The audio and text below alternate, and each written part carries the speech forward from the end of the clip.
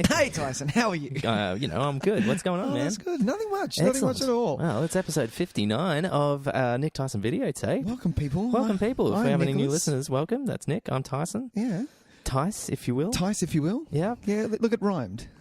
It did kind of rhyme. It did kind of rhyme. Sex, Lies and Video. We'll get into why we named it Maybe on another another time. episode. But today we're doing one of our favourite little segments. Yeah. We are running an episode that we like to call We Rank Stuff. We Rank Stuff. We're doing our volume 4 of We Rank Stuff. 2007. The best films of 2007. Our favourite films of 2007. Because there's a difference. Yeah, because there's definitely some movies in here that no one's going to argue are the best films of that year, but they are my favourite Exactly, films. they're mine. Like, there are some in this list that people I know are going to go, how the fuck does this make your top 10? And you know what?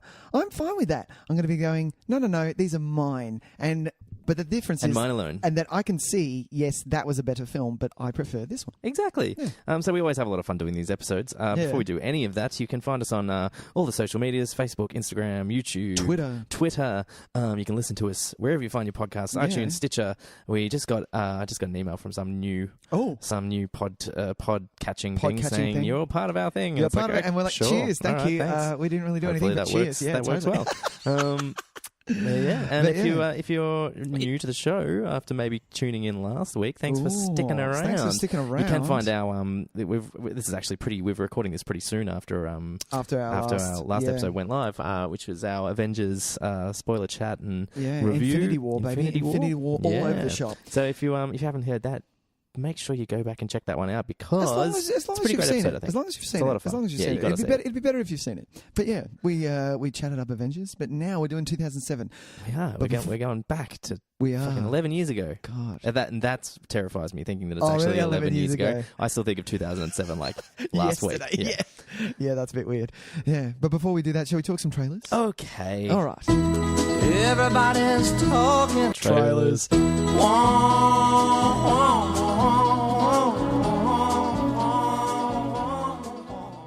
Well, look, should we just talk briefly about the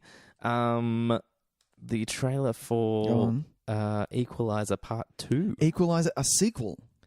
Yes, that's a sequel, Part 2. It is. That's generally what they refer to. I love it too. As a Part 2. First time to Turkey? No. Long time ago. Different life.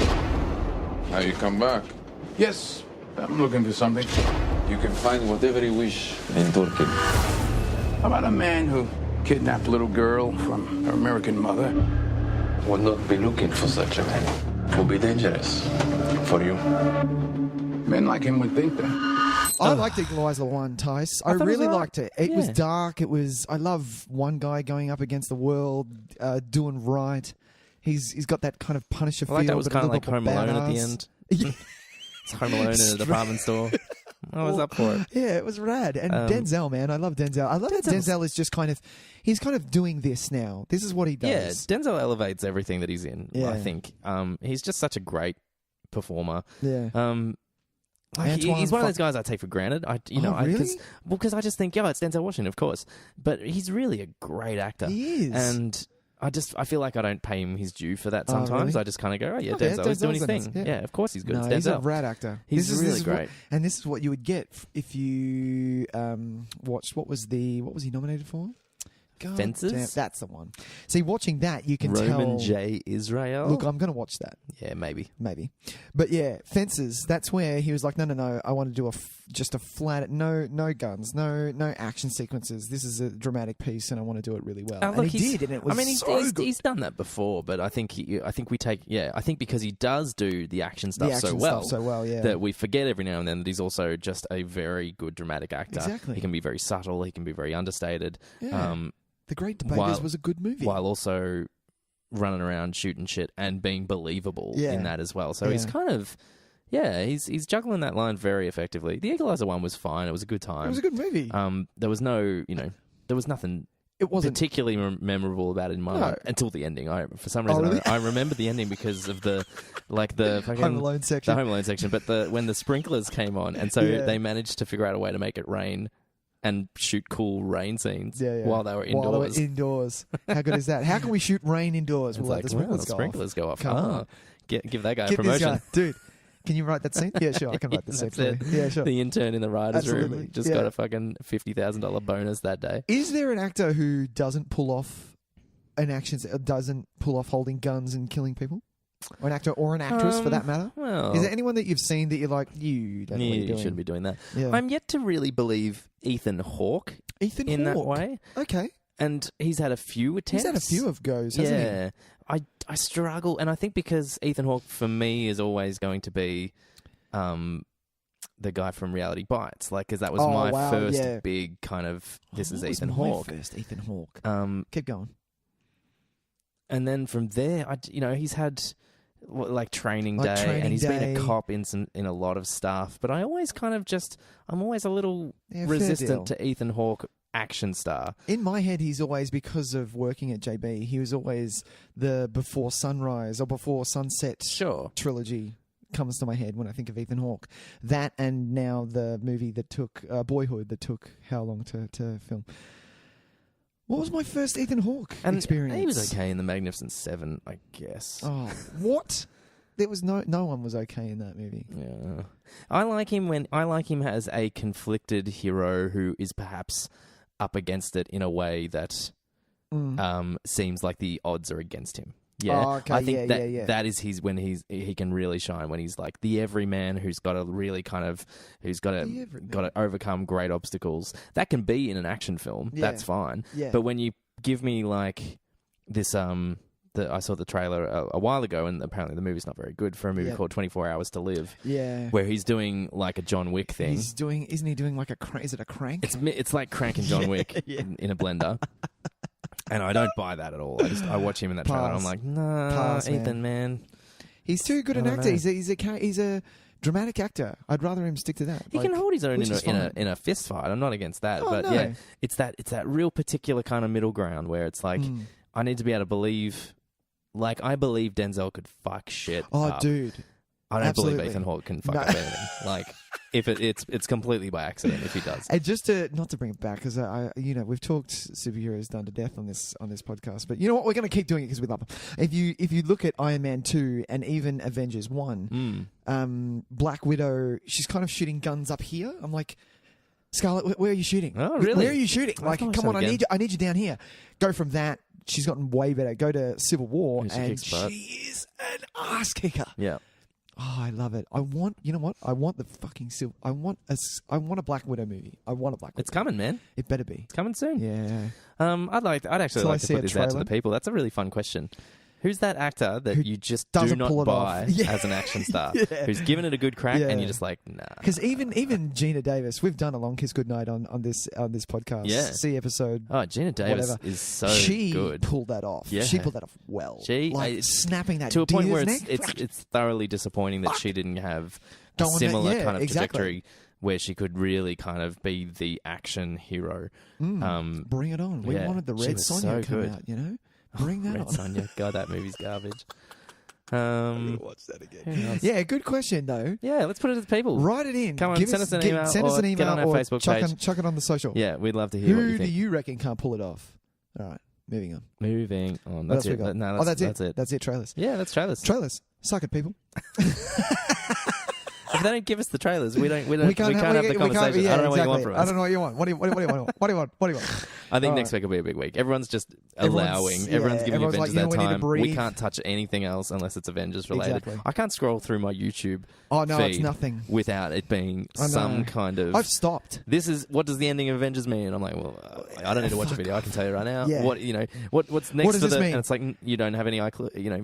And it's the same with Twitter, because I love Twitter. You go to Twitter and the first thing that pops up is, would Avengers Infinity War be better if everyone had beards? I'm like, do I really give a fuck? I'm actually kind of interested in that. Oh, fuck off. Really? No, I do not want to see the Hulk with... Are you serious?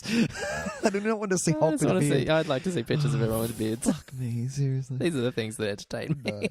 No, I don't have fucking time for this shit. It's like I really scroll past, CNN's doing a live report of some kind of, overseas disaster, and I'm like, scroll through. Ooh, Avengers with beards. Avengers with beards. That's fucking terrible. It's fucking terrible. Dear. Hey, shall we get into our feature presentation? Feature press, peace. Yeah. Let's do it.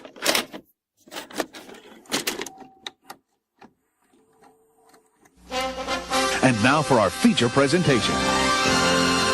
All right. We Rank Stuff Volume 4. 2007. Our favourite films of 2007, Nick. 2007. So 2007. Where were you? We weren't really... This is the thing. I look at these movies and I feel like they're recent movies. 11 years ago. I know, Holy it was 11 shit, years ago. 11 years ago, man. I was in my... Well, we were both in our mid-20s. What a fucking time to be alive. I know, right? I was getting drunk a lot. Like a lot. But my life was completely different. Yeah. Yeah, it really was. Yeah, this might have been when I was working at a cinema, to be honest. Oh, whoa. Yeah, I think around this time. No, I think 2005. I might have actually 6, just 7, left. 8. I think I was just about to join JB.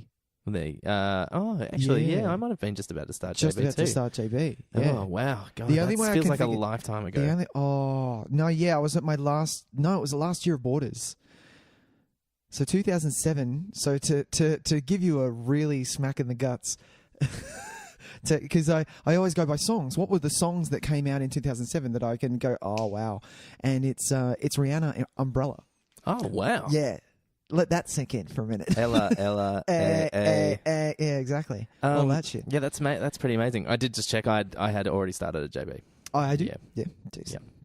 So I was working as a DVD advisor. Oh, yeah. Back when they still called it DVD advisor. DVD advisor. Because do you remember Blu-ray was coming soon? Still to come, coming yeah. soon. Oh, I thought of this the other day. It started within about my first year. Yeah, see, Blu-ray came out. Yeah, see, there you go. So I was still at Borders when Blu-ray came out because do you remember the competition for Blu-ray? It was Blu-ray and it was... HD DVD. There you go. Do you remember that? Yeah, those you absolutely. can still buy. I know, and I wish I had an HD DVD player because people are selling their collections for like, here's 100 HD DVDs for $20. You don't need that. Why do you need that? Because it's a good video format. It's not as good as Blu-ray, but it's 10 times better than DVD. Yeah, so why not true. just have it? You know what I mean? You can have Why not just have it? Tyson is becoming a hoarder. I am such a hoarder. I see Laserdiscs, and I'm like, hey, if I could just get a Laserdisc player. Jesus Christ. So now that's almost just bizarre. Laserdisc is a really interesting video format. I actually really like the look of it. Because it's almost vinyl? Like it's almost it's much better than collection? VHS, obviously. Oh, obviously. But it doesn't have the kind of pixelated quality of DVD. Oh, okay. So it kind of softens that. Oh. And it is actually, it's quite bit nice of to look at. Vaseline on the lens. Yes, a little bit of Vas on the lens. Right, nice. And so, I mean, obviously, I'd watch a Blu-ray of it, but at the same time, there's something kind of cool about cracking out a Laserdisc player. I'm going to buy you a Laserdisc. I don't know. I've got Laserdiscs. Do you? I don't have a Laserdisc player. What do you have? Actually, a friend of mine, friend of the podcast, Ridden. Yeah. Hey, Ridden, what's up? It was funny. He told me the story. He thought they were vinyls. Oh, he was at like a garage. really? A garage. What do they call them? Garage sale? Garage sale. Oh my God. Jesus, it's been a long day for my man Tys. Oh my God. Yeah. Yeah, and he thought they were vinyls. What is he buying?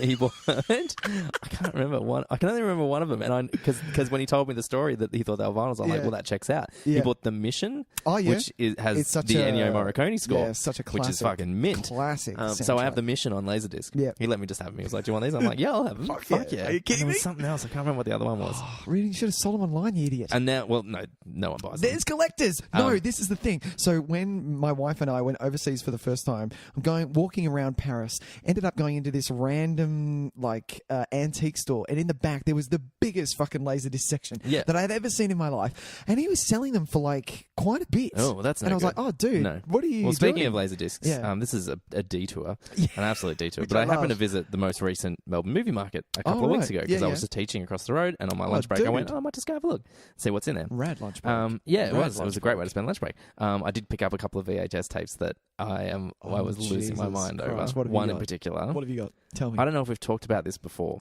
Do you have a VHS player? Yeah, we've still got one at Reservoir. Gold. I just told the listening can bleep audience that out. where you can find us.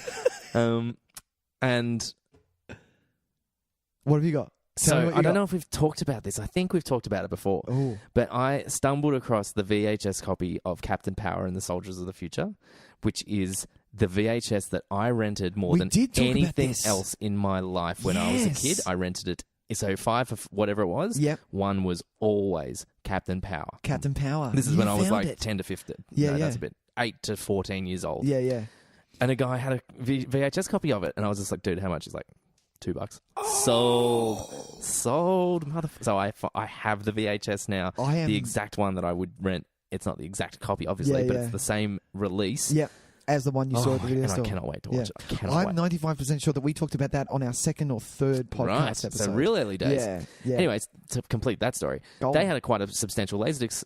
Laser dick. He's got a laser dick. A laser disc section. Yep. That was selling them relatively cheap, like between $3 and $5 a disc. Dude, yeah. So yeah, and I was thinking in my head, I was like, "Fuck!" It's so hard to find a laser disc player. Yeah. So hard. Fuck. Yeah. All right. Anyway, good detour.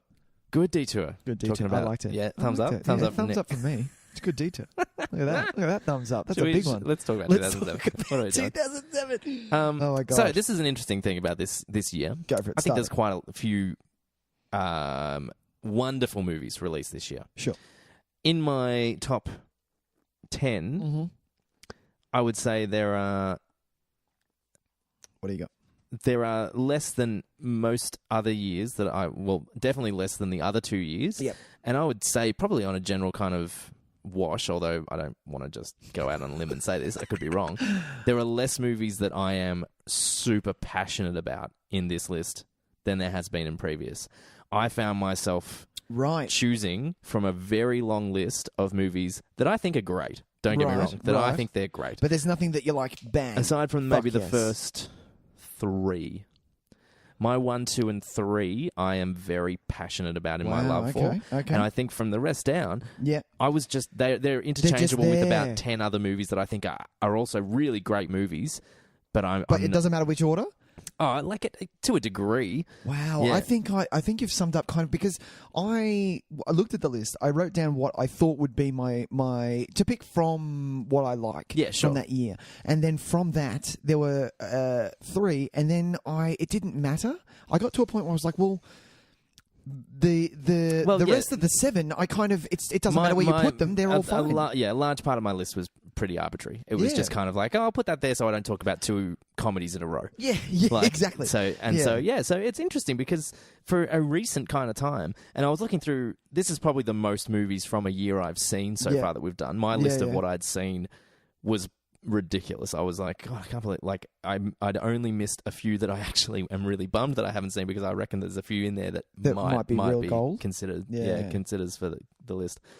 But fair deal. What can you do, man? Hey, you can't watch everything. No, you can't watch everything. Fucking give it a shot. You can give it a good old Look, crack. to be honest, when I retire, if our generation actually gets to retire, that's what I'm going to do. I'm just going to sit and watch movies. God. Yeah, retire. Are you kidding me? I'm like, it's going to be cups of tea on rotation, and just fucking movies. Just movies, man. Movies and going for walks. Yeah, and that's it. That's my life. That's going to be my life. Occasional virtual reality video game. Oh yeah, if I can. Ready Player One stuff. Yeah, exactly. If my grandson tells me how to do it. So I don't know if you did this, but I have my 10. You have your 10, but I also I had a little one I wanted to sneak in and mention for. Yeah, we have honorable mentions section. Yeah. We have an honorable mention, which I actually have 3. 3 honorable mentions. But they're they're real quick.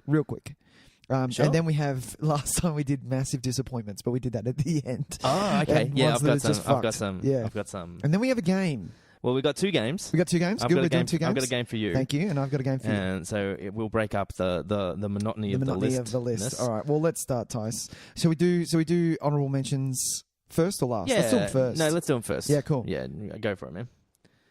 Just quickly, I just wanted to mention. This is going to be hard. Well, one that really stood out for me, and I really wanted to put it in, but because I haven't seen it, I own it because I haven't watched it. It's not a rewatchability. Sure. It's not high on the rewatchability. Yep. It's This Is England, which is such a great little movie that has a nice little. Not a moral, but it's a glimpse into what was happening in the punk era of the 80s, early 80s, and just a kid who, sure, he doesn't know where he fits. He's just getting into puberty right now, so you would kind of say that it's a coming of age movie. And instead of him being rejected by people at school and all that stuff, a little group of you would say kind of punks kind of embrace him, and they're a cute little family, which is really nice. Now, they get into mischief, of course they do, and all that stuff. And then it kind of takes a bit of a shift, and from there it gets a little bit more dramatic and a little bit more full on with.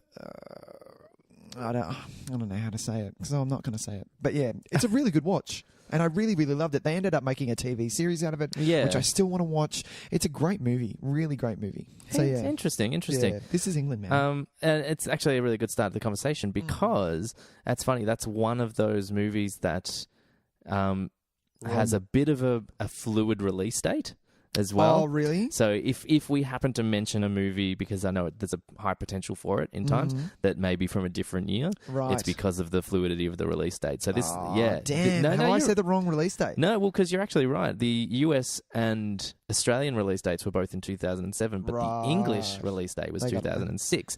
And it's a British movie, so obviously they got it first. Yeah, but it's there's fluidity in that. Yeah, so fair deal. So yeah, just in case, don't tweet at us, don't send us the angry. 2006, you fucking idiot. For those who are diehard fucking This is England fans. Yeah, totally. And my only other one, which was really, really quick. Can you say 3? You're just going to ditch one. I'm going to ditch one. Okay, sure. My other one, which is really, really quick, which I'm a mad sucker for a really good music biopic. Okay, sure. Which is Control. And have you seen this? No. So if you are a fan of Joy Division, you would understand the Joy Division film. Yeah, it's and this is it doesn't have great rewatchability. That's because of how. Also, again, the how depressing the life of the lead singer, which his name eludes me, Ian Curtis. Thank you. Led like it wasn't. It wasn't. It was he burned really bright, really quick, and then he went away, and then and Joy Division kind of left their mark, and they left it really hard, and it was beautiful. But what I liked about this film is that it encapsulated that so well, that what he was going through that time, burning really bright and then dying off. Wonderful. And I thought it did really, really well. And married with, if you watch the Joy Division documentary, that is a rad back-to-back right there. Absolutely. Yeah. And this was actually one of the ones that was on my kind of, God, I wish I had seen this before we talked about it. Yeah, such a great movie. And I've heard nothing but good things, and I'm a big fan of Sam Riley as well. I think he's excellent. Yeah. So I must remedy that shortly. Yeah, man, do it. So that was my couple two honourable mentions. Oh, I'm gonna bundle two honourable mentions together because I think they've got a bit in common, and I almost want to use the kind of the caveat that it's a bit of a dishonourable mention for these, because I know that they're both not good movies, but I have seen both of these more than like a lot of other movies. What happens if this is one of my top 10? Well. That's fine because they're your favourites, man. I totally get it. Yeah, go for it. But these are two that I think I don't believe in the whole idea of guilty pleasures, because it's like, man, if you like it, you like it. Love it. Fucking own it. Yeah, exactly. Own that shit. But these are the two movies that I think come closest to that, because I don't find a way to really defend them other than it just worked for me. Can I table them if they're in my top 10? Are we talking about them later? Aladdin. Can I table them? Oh yeah, you can table them if it's later. Yeah. They're both based on graphic novels. Okay. Oh wow. Yeah, so that's why I put them together. They were both critically kind of not super loved, but relatively successful commercially. Good. Yeah. And that's 30 Days of Night. Oh, you've talked about this. The vampire flick with Josh Hartnett, Jim Gillespie. Is it Jim Gillespie who directed it? I feel like I've got that name wrong. You keep talking, I'll look it up. And 300. Oh well, 300's definitely in my top 10, man. Is it? So we're tabling that. Table that. So as an honourable mention, we've got 30 Days of Night. David Slade, David Slade, who directed Hard Candy, man. And then went on to do one of the Twilight movies. I'm like, that's dude, don't put that on your bill. I know, but it's kind of like, I remember thinking when he got the gig to do one of those, I was like, interesting. This might be. No, it didn't work. But Hard Candy, man, that's huge. Pretty messed up. One of my wife's favourites. I love 30 Days of Night. I think it's excellent. I think the vampires are truly brutal. Yeah. I think the setting is ingenious. It obviously comes from a graphic novel, so I'm not giving the movie credit for that. But it is a story that is just like. God, why didn't I think of this first? The idea that there is a town in Alaska. It's called Barrow, Alaska, or something. Okay, yeah, Barrow. That has where the sun sets for 30 days based on their position on the planet and the rotation of the Earth. I love that. I want to go there. I just want to experience it. Yeah, and so. Imagine if some vampires got wind of this, dude. Like it just they now have a town. That's it. They have a town of themselves for a month. Yeah, and no sunlight to save you. And I think what works in this film's favor is just how it just does not pull any punches with the severity and brutality of the vampires themselves. They are fucking scary. They did this whole kind of like, hey man, vampires are getting pretty soft. We've got, Edward's shining in the sun and Buffy's having sex with them. Like, let's make them scary again, and it works really hard to make them terrifying. Right. And it's one of the Josh Hartnett performances that gives me kind of I'm a bit of a defender of Josh Hartnett. And this is one of the performances that kind of I use as. Do people have problems with Josh Hartnett? He's had a rough run. Has he? But I think I like him a lot in this, and I thought he was wonderful in Penny Dreadful, the Showtime series. So I kind of stick up for him a little bit. If you haven't seen it, because you heard it was just another crap horror movie with vampires, I think it's well worth a watch. Yeah, it's bring it on. Ingenious idea, and it's really well directed. God, it's like it's slick as hell. And considering how much of it is filmed at night or shot for nighttime effect, it's not that overly dark where you can't see a fucking thing. It's really well put together. Yeah, man. And just the setting is just so terrifying. This snow blanketed town that has no sun for 30 days or nights. Yeah. I love it. Yeah, so check it out. 30 Days a Night. That was my honourable mention. Oh, that was good. Yeah. Do you want to go into? Let's go into your top 10. Top Nick, 10. What's your number 10, might my as well man? start at 300. Top 300 is my number 10. There you go. All right. Nice and easy. Honourable mention. Yeah. I feel kind of guilty liking this movie a lot. Why? Well, because it's not very good, but that's not the point. it's just so visually great to fucking look at. awesome. Yeah, and I like. It's so great to look at. It is so like shameless in its, and I mean shameless in a good way. Yeah. Like in a way where it fully embraces what it is. Yeah. It is a big testosterone-driven action film. Yeah. And I love that in 300 the story is simple storytelling, but it's effective and it's also stunning to look at. So of course you're going to watch it. It's fucking rad. And it's a perfect example of using visual effects to enhance the film instead of going way overboard. Yeah. But in the moments, because they do go way overboard, in those moments you feel that it's justified. So you're like, man, that was fucking awesome. Well, I actually think it's kind of clever because I think that to a degree they're doing this thing where it's telling a true story in air quotes, like it's something that has kind of like a base in legend and could have happened, blah blah blah. But because it's this, because it's told from the point of view of David Wenham's character, who's recounting this wonderful story, and it has that idea that it's passed from generation to generation to generation. The mystical kind of fantastical elements of it feel like they developed as stories do, as from person to person to person. So, for instance, that big giant fucking ogre with saws for hands or whatever was probably just a fat dude with a sword. Yeah, but as it's gone on and on and on, it's developed. Chinese whispers. Or whatever it is. Was probably just a tallish dude. I love Cersei. Yeah, nice, and it's traveled through generations, and he's become this 8-foot god with gold paint on him and all this kind of stuff. So we're seeing that version of it. We're seeing like the crazy elaborated version that is not based in any reality anymore, except for the fact that everything came from something smaller, something more plain. I just love the feel that it feels like a modern, almost like a modern Harryhausen.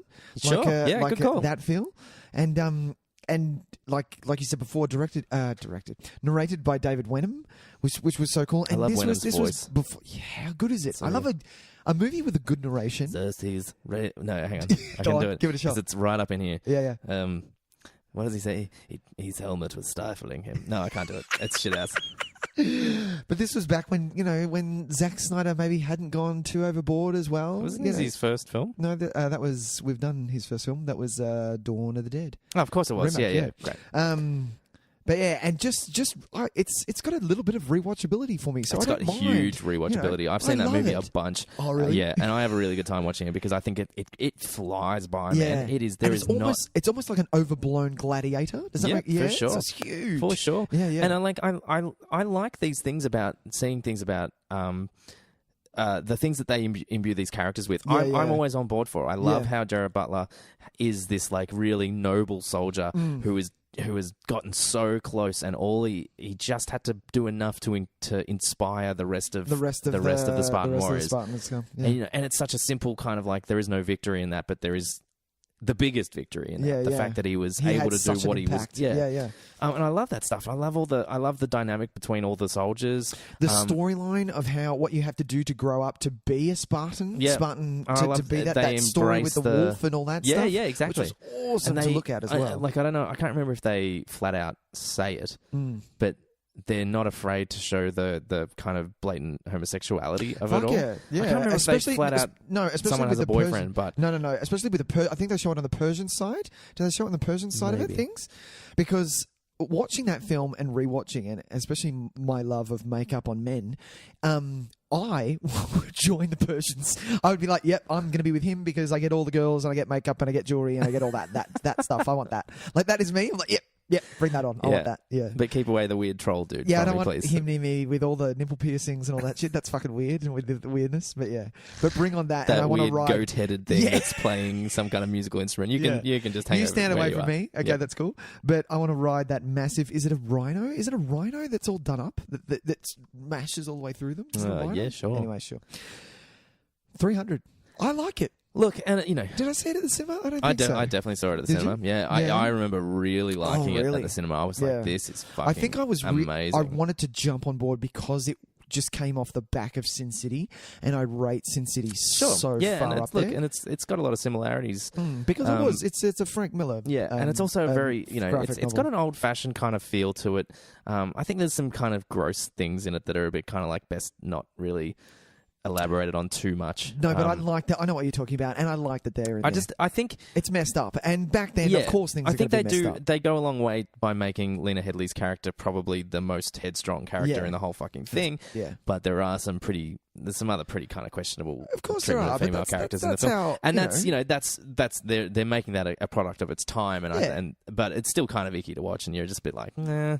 And that's those times where I feel like that for that actress. I'm like, oh man. She's been through the fire though. She earns her respect up on that throne, man. Lena Headey's character, look, and even Lena Headey as an actress. Well, I've always loved Lena Headey. I think she's excellent, man. And she does great work in this.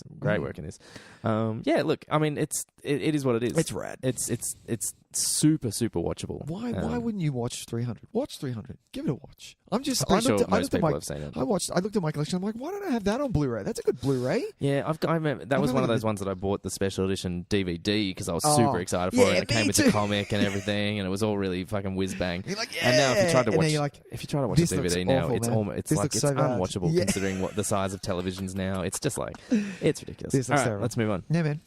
My number 10. Number 10 for Tys. My number 10 is little movie. Oh, little movie. I've got a thing I'm going to do, and I want to see if this is funny. What are you doing? Cuba Gooding Jr. gets a bit of a rough track, man. Oh, dear God, where are you going? And I think he's done some really great work. And so, for instance, my number 10 is Daddy Day Camp. Oh, Daddy Day Camp. What else could go wrong? No. Please, don't say that. I think we're going to need more toilet paper. Oh my God. No, it's not. No. I found some pretty great movies that came out in 2007. Oh, my God. No, my number 10 is Hot Fuzz. Oh, Hot Fuzz. Yeah. Well, we're going to table this for later. All right, we're going to come back to that one. Come back to that one, man. Hell yeah. So that's a number 10's done. Let's go number 9. Number 9? You go first. No, we're going to keep the order going. All right. Well, my number 9 is a remake. Oh. And it is... now, a lot of people have beef with this. Beef, you say? Beefy, not Beefy J's. That's something else. Because they don't like... Well, when a horror remake gets done and people hate it, you rub people the wrong way, which is fair enough. I totally understand where you're coming from. I am talking about Rob Zombie's Halloween. Okay. Now, I rate this. There's nowhere to be seen on my... No way. But I think this is what I love, and especially because this is one of my top 10s of this. I had a really good experience watching this for the first time. Oh, I think I've talked about this before. It was a time when I hadn't met my soon-to-be, or maybe I did. I hadn't met my soon-to-be wife, and I went home for Christmas, as someone does, and it was just me and my brother hanging around. And I finished work. I'd set up Boxing Day sales, and I'd got the fuck out, and I'm like, I just want to go home. Yeah. He handed me a beer and said, have you seen Halloween? I'm like, no, why would I watch that? It's a fucking remake. Fuck off. I'm not watching that. And he got, right. and he just chucked it on, and it was amazing. And we just started talking, and we're watching it, and it was fucking awesome. I loved it. Yeah, great. It was so good. I understand. Look, I understand where you're coming from. People have beef with remakes. Believe me, I'm up there with them. Remake what you like, man, because it doesn't. The original still exists. It's just exactly. There's no point bagging out on it unless you've seen it. But and there's no. I don't think saying it's a remake is an argument. There is no that's just a retelling of that's another story. That can't be the body argument. of your argument. Yeah, because exactly. what does that mean? Yeah. It's a movie. Yeah. You're basically saying I don't like it because it's a movie. Because it's been done. The original is awesome. Yeah. Stick to the original. Because I mean, think of things that adapt books, and we've got some of the best movies of all time are remakes. Exactly. It's fine. Planet of the Apes. Look at that. Remade 3 times, for crying out loud, and they finally got it right in the end. Actually, no, I can't say that because I haven't seen the original, but. I just like this because it's a good mix of, because I know that the director, coming from House of a Thousand Corpses and watching that, because my brother was a massive fan of that. Yeah. And had Devil's Rejects happened as well? I think that was after this. You'll have to have a look. But yeah, knowing that he's a director that has a vision for his films, and Devil's that's Rejects fucking had awesome. already happened. Had already happened, yeah. But this was just a great mix of his vision and a Hollywood horror. So you had someone kind of at the reins of Rob Zombie going, no, we're just gonna pull that back a little, just a little. And I thought it was really good, really, really good. I really like Rob Zombie's whole thing. Yeah, I think it's great. I really enjoy House of a Thousand Corpses. I think that's pretty great. I haven't seen the new one. I want to see the new one. No, I haven't seen the new one. The 31, is that what it's called? I forget. Something like that. I actually still think House of a Thousand Corpses is my favourite. Oh, really? Rob Zombie. movie? I didn't love Devil's Rejects. I was meant to, no. and I just didn't. Yeah, that's fair enough. But this is like... I thought this did well. But yeah, a lot of people didn't like the start, like the origin story of Michael Myers. I actually really love that. The casting of that kid was awesome. The messed up stuff that he did, and this movie has. And I've seen the director's cut and the theatrical version. Both of them I love. Both of them have different things to it. If you want to get a little bit more. I have no idea what the word I would use to describe the director's cut, because it is a bit more raw, if you can say it like that. Is it like a bit? It's a bit more like an unrated cut, to get more violence through? And stuff like that? Obviously you're going to get more violence, but you're going to get a lot more. What was that word? Anyway, it's a bit more. In your face. Okay. It's a bit more confronting. Sure. Let's just say like that. Okay. But yeah, I love both versions. But this Tyson has one of my favourite, if you watch the trailer for this movie as well. Yeah. This is why, because I went back, I'm like, why didn't I see this trailer and why didn't I see it? It has the Mr. Movie voice and just saying words like, Rob Zombie unleashes a unique vision of a legendary tale. Like, I am fucking sold just on that. Like, you know, bring back the movie guy. Bring back the movie guy. He makes everything better. Fuck, he's good. Yeah. So yeah, and that's all I've got to say. Halloween, man, I can fucking watch that to the up 10th. Yeah, bring it on. I don't know if I can join you in that conversation, but. That's fair enough. No, it's good. There's passion in there in the way you love it. It's good. It's like I can barely remember a frame of it anyway. Yeah. Like, I've had it so just not memorable in any way, shape, or form. Fine. So I'd have to go and watch it again, to be honest, to have a better conversation about that one. Yeah. Number 9, Tys. My number 9. Let's not do another funny one, shall I? These funny ones, huh? Well, we'll see. We'll see. Well, we might not do one for everyone.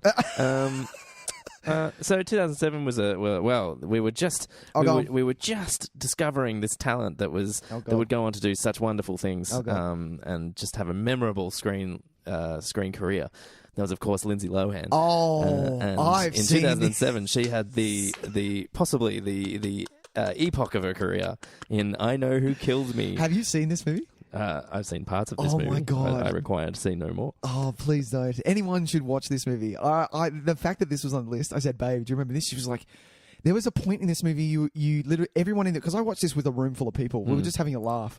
We chucked it on. And we went, what just happened? What's going on? Because the storyline just does this. I just know that she also says, she stops and almost turns to the camera and says, I know who killed me. I know who killed me.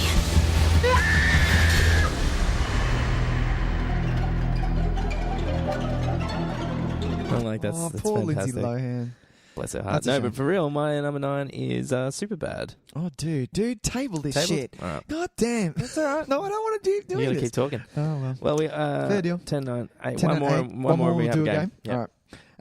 Well, my number 9 is an English film directed by the voice of Yoda. Mm-hmm. And it is called Death at a Funeral. Death at a Funeral? Was that this year? Yeah, man. Oh, man, I missed that. I didn't see it in any of my lists. What list were you looking at? Am I looking up wrong things? No, because... No, you're right. Yeah? It just wasn't on any of the lists that I looked at. Oh, dude.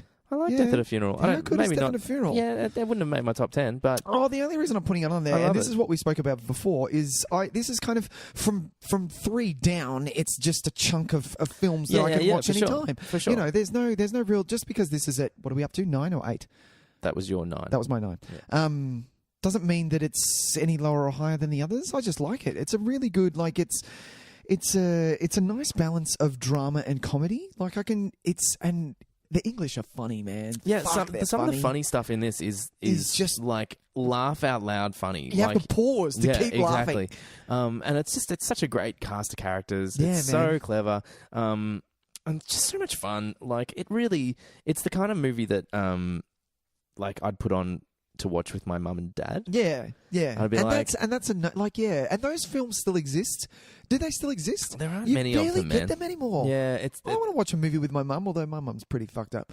But well, it's more that like I could watch different kinds of movies with my mum. Yeah, but I just like the idea of sitting down with my mum and watching something that we can both have a good old laugh at. Exactly. And this would be that kind of thing because the humor in it is not some. It's and I'm the first to admit something like when we get to it, but something like Superbad, the humor comes from a very warm spot at times. Yeah. But there's also a lot of dick jokes and like period blood and shit like that. And so my mum's not going to laugh at that kind of stuff. She'll think it's a bit crass. Yeah. But for some reason, if like a stoned out naked man on a roof, she'll lose her shit at because it's got that British class to it. It's got that kind of... Or even just something like pushing up an old man in a fucking wheelchair who won't shut the fuck up. Like, shut up, Uncle Alfie, you old bastard. I'm pushing you up the hill. I love this movie. I really do. Alan Tudyk, bring him on, man. Yeah, he does such a great job. So good. So good. Did he play the same role in the He did, I believe. Oh, no. No, wasn't James Marsden? Was it James Marsden in the remake? Yeah, I think it was. Yeah. It was James Marsden. But, what was I going to say? Peter Dinklage played the same in the remake. There you go. Yeah, because we can't just cast another. There's too many. We don't have a lot of short actors. Well, he's very good. It's either him or Warwick Davis somewhere. Yeah, no one's looking at Willow. Yeah, bless him. He's fine. He's doing he's that. Fine. He's doing his Star Wars. Yeah, he's doing that TV show that was super successful. Was it? Life's Too Short. Oh no, that wasn't successful at all. Was it successful? Yeah, there was a Ricky Gervais thing. Yeah, no, but it wasn't successful. Everyone was like, yeah, Warwick Davis. Oh, okay. Really? I thought it was. Oh, okay. Well, there you go. Yeah. Yeah, good choice. I like that one. Death at a Funeral, man. Funny movie. The other movie that I watched with my mum that I got this laugh, that I got a nice laugh like this. Not that I've watched Death at a Funeral with my mum. I will now because we've said it. But Little Miss Sunshine. I watched that with my mum. Sure. And that was a good fucking laugh. That's a good one to watch with your mum. Nah, I like that. My mum won't enjoy that. Oh, really? Little Miss Sunshine. Yeah. I fucking love that it's movie, really like man. there's a very small window of films that my mum would enjoy, especially comedies. Really? I like Frank Oz as a director. I think he's pretty solid. Oh, dude, yeah. Hell yeah. Little Shop of Horrors. Are you fucking kidding me? Yeah, but I mean, like, everyone can have one or two. It's the side ones that I'm kind of like, hey man, that's a great movie. Like Dirty Rotten Scoundrels. Yeah. I have a real soft spot for House Sitter because of my Steve Martin love. You do. You have Steve Martin love. But also In and Out, Bowfinger, like there's some really great comedies in there. I'm a big fan of Frank Oz. Really? In and Out's a bit plain, isn't it? No, I really like In and Out. Really? Rewatch In and Out. Is that because oh really? Yeah. Are there things I'm going to get now that I'm an adult? Maybe. Maybe. But I watched it. I saw that at the cinema. Dude. Yeah, I don't know how I saw In and Out at the cinema. Intense. But I remember back then, kind of not really understanding what the movie was going for. Yeah. I was just kind of like, oh yeah, sure. So he's gay. What big deal? Big deal. Like it was like, I think as a kid, I think it was in that window towards an older generation. But it was but I think now looking back on it, it was very kind of they got away with a lot of stuff. Yeah. And while they were kind of, it could be looked as, I mean, I might need to rewatch it. I might be kind of, it could be super, super inappropriate. It could be like the biggest homophobic movie of all time. I remember it being really kind of wholesomely forward-thinking. gay. Yeah. Oh, right. Like, but yeah, that's a nice way to describe it, really. Yeah. Like in a way where it was not where Not the being gay it would can't be take wholesome. it was making fun of certain aspects of the lifestyle while still being very respectful of it and actually kind of celebrating it. So I don't. That's what we say as straight men, though. Maybe it's a bit different. True. Maybe true. it's a bit different. Yeah. But I'll have to double check that. But I remember enjoying it a lot. Frank Oz did the biggest. He's done the biggest disappointment for me watching the score. Oh, the score is garbage. Fuck! But that trailer, Tyson. Like Sure. you're coming, you're coming off the back of you're coming off the back of a man that just did American History X. Edward Norton. That's right. Then you've got Robert De Niro, who wasn't shit yet. No, he wasn't shit yet. And then you got Marlon Brando coming out of nowhere, and you're like, man, bring this up. Fuck, what was that? Yeah, it was pretty naff. Yeah, it was really shit. Pretty naff. All right, my number 8. Your number 8. I reckon this is going to be on your list as Here we well. go. You're going to have to table something again. God damn it. Go, Tyus. Go. I'll skip the funny one because I'll save a few funny ones. All right, cool. Number 8. My number 8 is Zodiac. Dude, you have to way fucking table this shit. Yeah, of course okay. you do. What are you even saying? I was like, Fincher, I'm going to have to table it. Of course you are. Of course. Damn it, I feel really bad. I've tabled 3 of your movies. That's all right. We'll get there. We'll get there. It'll be a good talk. I can almost guarantee you won't table.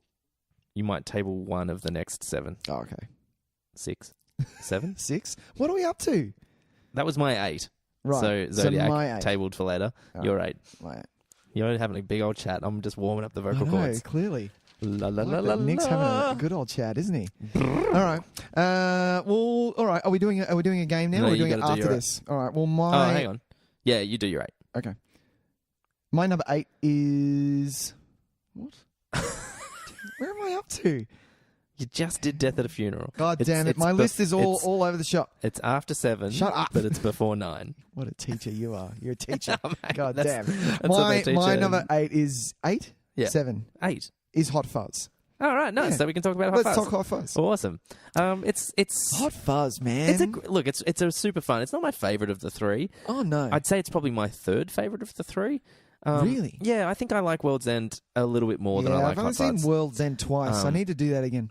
And Shaun of the Dead is the fucking jewel in that trio for sure. It was the first. It was the first album. Yeah. But I love. Or would you class parts. Spaced as the first album? Yeah, because there's a lot of jokes if you've watched Spaced that are in these movies. Yeah, I like like Spaced, but I could never really like. I've watched probably 10 episodes. Seriously? Yeah. I have watched that. I thing enjoy it back to back all the time. I've never. It's never really kind of. I'm gonna give it to you. Yeah, It's on maybe watch it Netflix, again. Is it really? Yeah. Maybe I'll give it another watch. But I remember just being like, yeah, these are funny, I guess. Yeah, fair deal. Yeah, Hot Fuzz.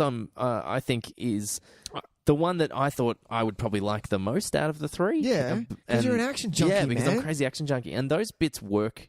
How good are fantastically well, and are very, very funny, and also really kind of heartfelt as well. I always love the way that they change up the relationship between Simon Pegg and Nick Frost. Nick Frost, There's always a slightly different dynamic, and they get to kind of play into that a little bit. I think Nick Frost's character in this is really fantastic. Yeah, he's so cute and lovable, and he's such a goof.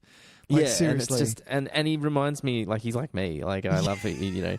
It's. I think if I was a police officer, that's one of the first things I'd do when I got my gun in a shooting range would be to do the point break.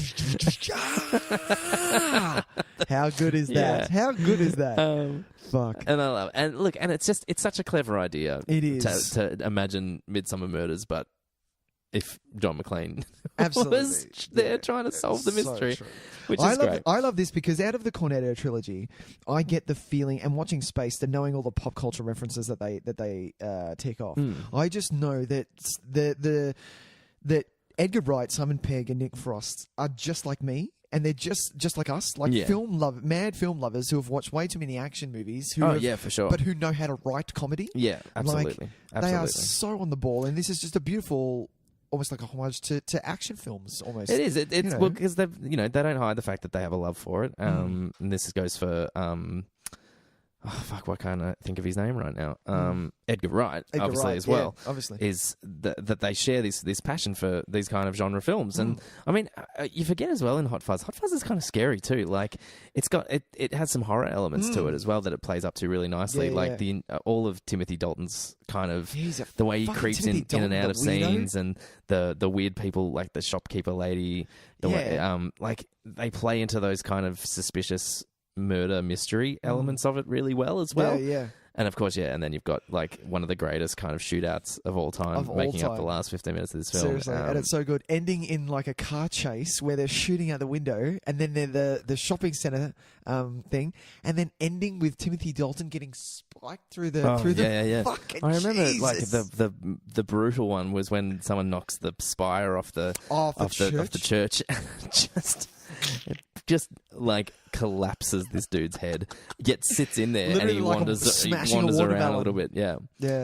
Fucking full on. Yeah, and look, and this is, it happens in a lot of their movies, but I think this one might have the most cool cameos in it as well. I'm not certain, but it has so many great little Are you talking cameos. about the Kate Blanchett and all that stuff? Is that what you're talking about? Well, and the earlier stuff as well, when in the people that are working in the police station and all that stuff. It's like it's all the who's who of British actors. And it's so great to see him just kind of in that environment, having to play with those guys. That's so true. I do.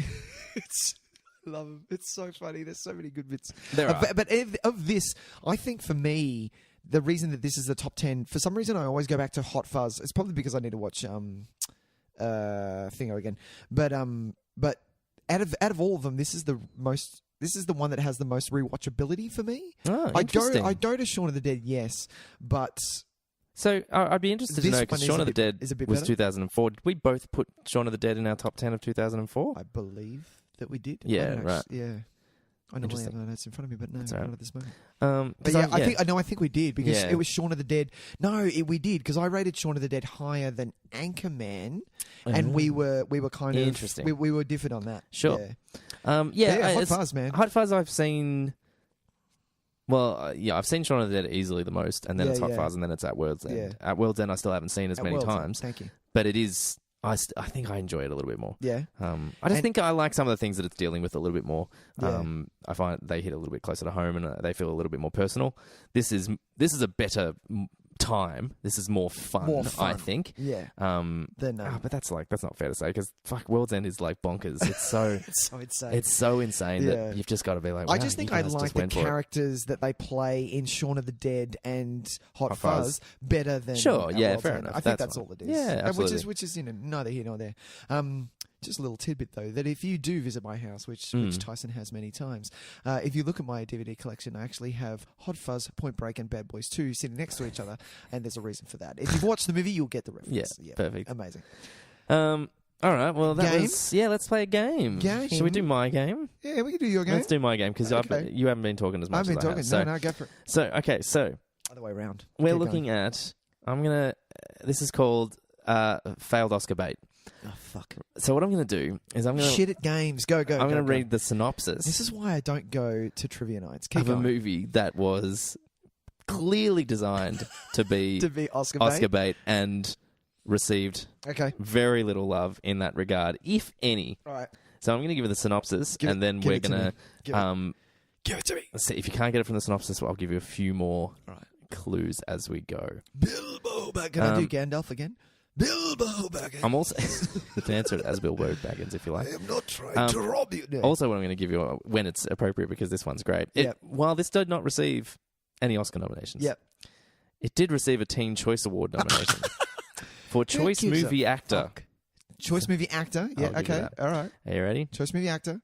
Teen. So it's a teen that's... Do you have to be a teen to receive it? No, you do not need to be a teen to receive this. This is fucking bizarre to me. Okay, so the synopsis. A man who lost his family in the September 11 attack on New York City runs into his old college roommate. Rekindling the friendship is the one thing that appears to be able to help the man recover from his grief. Rain on me. Rain on me? Rain on me. Rain. Very close. Rain me. Yes, you get it right. It's Rain Over Me. Thank you. Totally correct. There you go. So, done. Adam Sandler and... Is it... Fuck. Oh, who gets the teen? Am I supposed to pick the actor? Is it? Well, Adam who do you Sandler? think got the Teen Choice nominee? Adam Sandler. Yeah, Adam Sandler. That's Choice fucking movie weird. actor. Choice movie. nominee. What a choice. What a choice. Choice, bro. bro. Choice, bro. Very good. Reign over me. Reign over me. Fuck, I was close. God damn it. All right, you ready? Next Is that one for me? Do I get that point? Yeah, of course you get that point. Yeah. Of course you do. Go for it. Give me another one. Another one. Yeah. That's my impersonation of Nick Frost doing a swan in Hot Fuzz. That's my favourite bit. They're kind of cool, the swan. Sorry, okay, this received no such fun nominees. It only received what is that an award? No such fun. What? No, I'm saying it didn't receive. There were no fun nominees from this one. I'm not going to read any of them out. I'm just going to give the synopsis. Are you ready? Go for it. Injuries sustained by 2 army rangers behind enemy lines in Afghanistan set off a sequence of events involving a congressman, a journalist, and a professor. Fucked if I know. Almost. No. It's a 3-word title. 3-word title. 2 of the words, the first and the last, begin with the letter L. I have no idea. It was directed by Robert Redford. I'm not going to know this. Yeah. Really? This movie was huge for how much of an Oscar baity movie it was. Really? For nobody to care. Like, nobody cared. Oh, I'm not doing this. This is cheating. It is cheating. Sorry. Stars. Give me a star. Give me the stars of Meryl- all of those 3. Meryl Streep. Oh, this is Tom Cruise and 3-word. I told you in the clue. 3-word damn title. it. First 2. Say it first again. word. 3-word title. Flags fly. No. Fucking First word and last word of those 3 both start with L. And they're both animals. Oh, lions. Lambs for lions. Other way around, but yes. Lions for lambs. That's it. Did you watch this? I have seen Lions for Lambs, yes. I wanted to watch this. Was this good? No, it's not good. I would not say that. Good is not the... Lambs for lions. No, it's the other way around. Lions for lions. You know what? I'm not seeing it. Fuck you. So this received zero nominations from the and it Oscars. had Meryl. All Golden Globes. Meryl, Tom Cruise, and Robert Redford. Jesus starring Christ. in it, and Redford directed it. Yeah. That is some Oscar bait right there. Yeah. And we would have all 100%. watched it. Tyson did. And he said, everyone, don't. Do you want to know why I watched it? Why did you watch it? Because it only Why goes did you for watch it? 90 minutes. Wow, really? Yeah. And it's one of those movies that seems like it would go for 2.5 hours when you read the Wow. synopsis. And I was like, no, 90 minutes. Yeah, I'll give this a watch. And that's the thing. Infinity War fucking flew by, man. Flew by. This does not fly by. Right. Give me another one. Oh, this is good. All right, so I've got 1 point, and I didn't get the other point, but that's okay. Okay, this is one more. Give this me one. more. Give me 2 more. Give me 3 more. All right, give me 5. Utah. Give me 2. Okay, so this one, this is an interesting one. Oh, I like this one. This did receive a certain nomination as well. Okay, yep. This received a nomination from the Teen Choice Awards. Teen Choice Awards. It received a nomination for Choice Movie Bromantic Comedy. Choice Movie Bromantic. Is that so? That's a category in the Teen Choice Awards. They must have like 400 categories. They must have, or they just make them up for the time. For Maybe, the year. I think maybe they do that. yeah. They're the type of like the MTV Music Awards. Do they still happen? I don't. Who gives a fuck? All right, are you ready? All right, no, that give gives it it to away. me. I can't give it that one. All right. For a bromance. Okay, go for it. A widower finds out. Hang on. Reign over me. Oh yeah, that's interesting. A widower finds out the woman he fell in love with is his brother's girlfriend. A widower. Yep. Finds out that he is his brother's girlfriend's cousin. What? A widower finds out that the woman he fell in love with is his brother's girlfriend. Oh. I have. While you were sleeping? No. 1997's While You Were Sleeping. You might Sandra be. Bullock, baby. I love it. Okay, this one, I'm going to remove the names from this. Okay, go. Single father Yep. dedicates his life to his children, but one day he meets Marie at a bookstore. Is this another They one? get to know each other, but then finds out that Marie is actually dating his brother, Mitch. The name that I keep humming is part of the title. Oh. I'm going to give you the clue that will give this away. Okay. This movie featured a poster of the main character using as a pillow a stack of pancakes. Oh, God. Is it Dan in real life? That is the Oh, fuck me. I knew that would be the one that would give it away because I've seen that cover at TV so many times. And I ended up having I had to watch the movie. I was just like, what the fuck is this nonsense? What is this? It's so indie twee horse shit. Yeah, and it's the same with fucking Will Ferrell on his front lawn selling crap. Everything must go. That is another one. Put those movies together, and you've got a hell of a headache after watching that shit. Have you seen Dan in Real Life? I have. I think I watched 5 minutes. I went, no, I'm not watching this shit. Is it good? It's completely fine. Oh, really? Like it's nice. it's completely forgettable, and it happens. Sure. It's part of that trend of it's perfectly around the mid 2000s where it was white man midlife crisis. All right, so comedy. It's like if you never life that you want to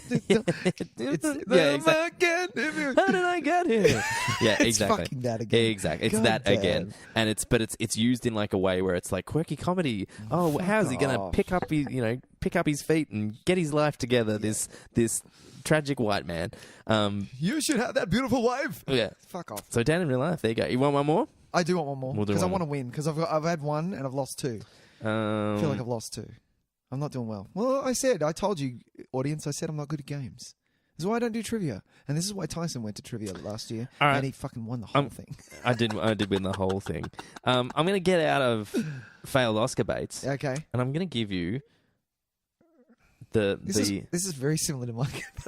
yeah, because you're doing taglines, aren't you? Yeah, I love taglines. Though. So I'm going to go. Okay, let's see. Because give me a good this one might be a gamble, but this is a movie that I sought out because I thought it looked fucking awesome, and it turned out to not be. All right, are you ready?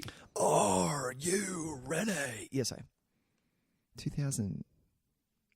I'm going to pass on that. A Viking boy is left behind after his clan battles a Native American tribe. Raised within the tribe, he ultimately becomes their savior in a fight against the Norsemen. A Viking boy? Fuck, this is something that you've sought out that is such... No one else has watched this, Tyson. Has people watched this? Yeah, I reckon. A Viking boy... Say it again. Hang on. Go. A Viking boy... Does it have wolf in the title? Oh, no, but you're on the right track. A Viking boy is left behind after his clan battles a Native American tribe. Raised within the tribe, he ultimately becomes their savior in a fight against the Norsemen. I'll give you a bit of information. Go on. Is it animated? It is not animated. But it's not Beowulf. Okay. It's not Beowulf. No. It does star as the villain, Clancy Brown. What a name. Big old Clancy Brown, the Kurgan himself. God damn, I don't know what this is. Featuring in the lead role, one of his earliest, I believe, kind of lead roles, Carl Urban. Carl Urban? Fuck. I have no idea. This is funny because I thought you'd be all over this because I've seen this DVD cover. This DVD cover would make anybody go, I need to see this fucking movie. It's not Brotherhood of the Wolf. No, that came out... That was 2000s, early 2000s. That was early 2000s because I hope I haven't missed that because that would be on my list. Because absolutely. Brotherhood of the Wolf is badass, man. I don't know what this is, Tice. What's the answer? What is this? Pathfinder. I don't know. I haven't seen Pathfinder. Do I need to watch Pathfinder? You've got to. Well, hey, you must have seen the DVD cover. You must have. I'm going to show you. I know what it is. I have seen the DVD cover. Oh, yes, I know what you know this. Yes. How do you see that DVD cover and not go, I should watch that? I should watch that. Yeah, that's true. This is because I look at it and go, this is going to be shit. It's a good point. There's some DVD covers out, especially with that font. I'm like, yeah, no. I'm going to. Do you know what? This was before every man and his dog could release a straight-to-DVD shit movie about Vikings, because there seems to be like one every second day. And they all seem to star Dominic Purcell from fucking Prison Break. I swear to God, he's in every second one of them, and I don't get it. Because someone needs to go, hey, remember Prison Break? He was good. He was okay. That was really badass. God, with his fat neck. Fuck it. He's all neck, that dude. Anyway, so this was pre that. So Pathfinder was actually, I've seen it twice. The first time I was like, hey, I like this movie. This is pretty cool. Isn't there a Pathfinder 2? It's Pathfinder 2. Didn't this spawn a fuckload of sequels? No. I think it did. Did it? Yeah. 2 seconds. It did. Pathfinder. No, that's different. That's not... That's different. No? No, that's something different. Pathfinder's in space? Oh, no, this is 1960. That's not it. It's apparently a remake. It's apparently a remake. Oh. Okay. Wow. It's a remake of a 1987, movie, from Norway or something. What? No. We're finding gems today on Nick Tys and Videotape. We are finding gems. He's dressed like it's normal. See? I told you. How was my sentence then? That was ridiculous. He's dressed like he's normal. While Tys is looking through that, if it's amazing. If we do this list and you find a top 10 that we missed, right? Well, I want you to list your top 10. I'd love to hear list your top 10. I know we got him last time. A friend of the podcast, Dan Hall, he wrote his top 10 in, and we had a good chat about that. We did have a good chat about that. Yeah. So yeah, do.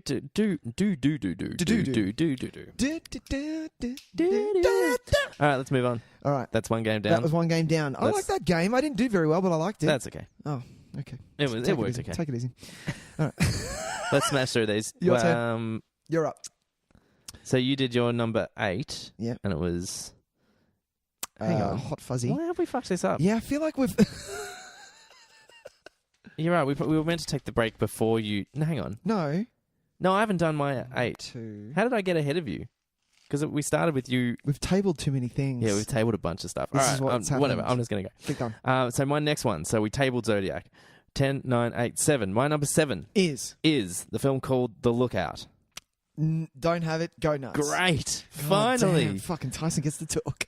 I haven't seen this yet. Is this good? I love You've The talked Lookout. about this before. This is a little lesser known gem for me. And the reason why, I think maybe if it had been super popular, it might not have made it onto my list. Oh, okay. But because nobody really saw it. Yeah. I feel like I kind of have this duty to champion it a little bit. Because I think it's wonderful. It's Scott Frank, written and directed. Mm-hmm. Scott Frank is recently Oscar nominated for his screenplay for Logan. Oh, dude. Yeah. Wrote Out of Sight.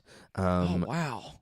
And this is one of his very early Scott Frank. directional efforts. How do I not know who you are? Oh, as a screenplay writer, he's prolific. Oh, okay. Yeah, he's done a heap of shit. As a director, not so much. The Lookout is his first directed film. Yeah. He then went and did A Walk Among the Tombstones, which you've talked about before. Which I'm a fan of. Yeah. And then had a big hand in Godless, which is a on Netflix television show that I've seen the first episode of and have yet to continue, but it's fucking great. Right. Godless. Okay.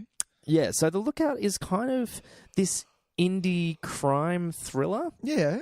But it has a very interesting kind of hook in that the main character, who it's based around younger people, so it's not like they're not like grizzled crime veterans. Right. The main character is played by Joseph Gordon-Levitt. Oh, dude. And he is he's probably in his early 20s, a kid who was in a pretty devastating car crash and is left with a mental condition where he suffers from a lack of long-term memory. Right. Sorry, lack of short-term memory. Right. Oh, hang on. It's not... Hang on, what is it? Yeah, well, it's okay. So it gives him memory problems. Yeah. He's prevents him from remembering things for extended periods of time. Uh-huh. So he has to keep notes of things. It's not like Memento Not level. Memento? Yeah, it's nowhere near Memento level. Right. So it's just he'll be doing something, like, he'll be making tea, and then he'll go sit down, love a cup of tea, and forget the tea. that he's got the kettle on the boil, right, and it'll boil over, right. And I do that all he won't even think until half an hour later when he gets up to go walk in there and sees it and goes, "Who put the fucking kettle on?" Like, do you know what I mean? So it's this weird kind, but it doesn't happen to everything. So what he has, he has this little card that he gives people, right? And he just says, "Look, this is my condition. I have memory issues. If I happen to ask you, your name, don't be offended, or like, what am I doing right now? What was I meant to be doing right now?" and stuff like that. Yeah. And he works as a janitor in a bank. Right. And when some of his former school, I'll use the word schoolmates, but they weren't friends. They were a couple of years above him. Acquaintances. Meet him in a bar and are like, "Oh, I remember you. You were like the football hero," and all this kind of shit. And they see what has happened to him now. They take it upon themselves to exploit him in order to rob the bank. Bastards. It is excellent. Like, excellent film. Yeah. It is, the tension runs so high through the actual heist scenes. And Joseph Gordon-Levitt is such a sympathetic character. We really feel for this character because of the way he's being exploited.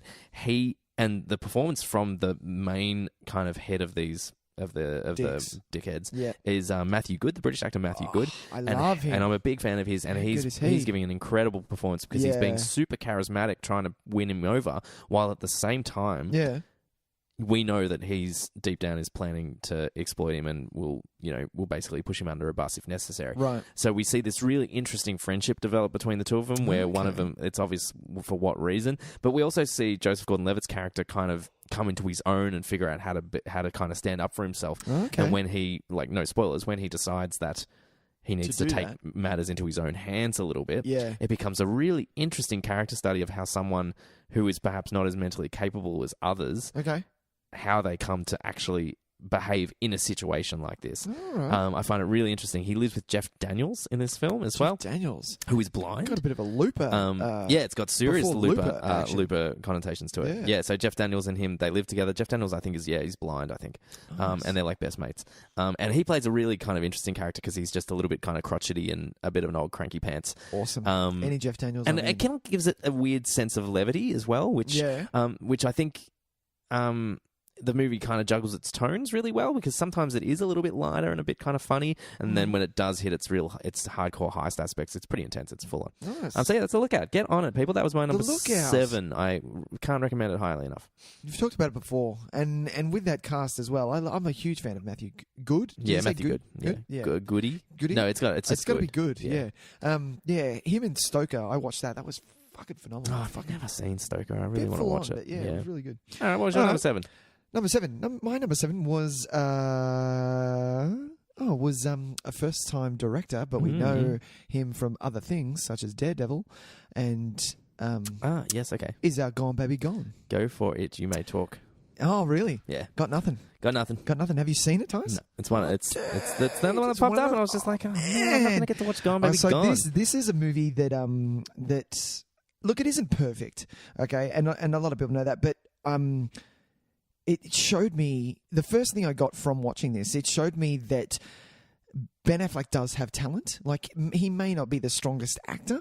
I'm not a huge fan of Argo or him in Gone Girl, which is him in a Fincher movie, which kind of has... I think Gone Girl's probably his best performance. I'm a huge fan of him in Gone Girl. But for me, it's Daredevil.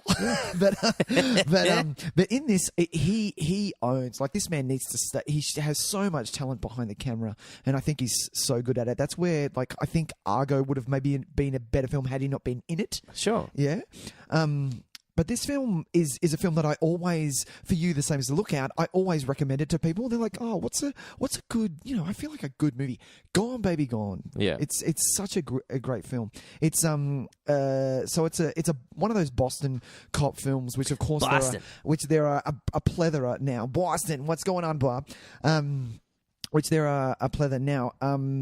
And all the series. There's so many series now set in Boston as well. It's good, man. I found. I like it. But it's fine. I love the Boston feel. I love the cops kind of looking after their own type deal. Boston cop drama is just ripe for really great dramatic material. I feel like there's just so much great stuff in that. I'm a huge fan, like of all the Boston, like Mystic River, because it was the writer of Mystic River. There's such a different kind of Gone Baby Gone. Yeah, it was the same guy, wasn't it? Yeah. What's his name? I've forgotten his name. I forget his name. It's Anyway, those corrupt cops in Boston. Well, yeah, like it seems like the police in Boston is such a like close-knit community or something, or like it has like this family dynamic almost to it, where it's like if you're a cop in Boston, like it's more than just a job. Like it's so much more than that. So it always kind of lends itself to these really kind of gritty crime thrillers. Yeah. So this movie is based around Lahane. That's his name. Yeah, that's the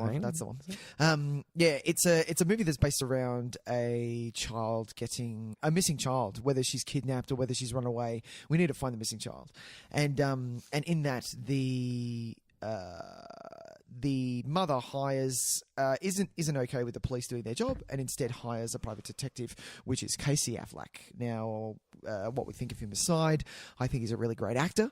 But with that, you get Tys, you get Ed Harris, you get Morgan Freeman, you get Michelle Monaghan, you get some it's a crazy cast, rad performances in this. You really, really do.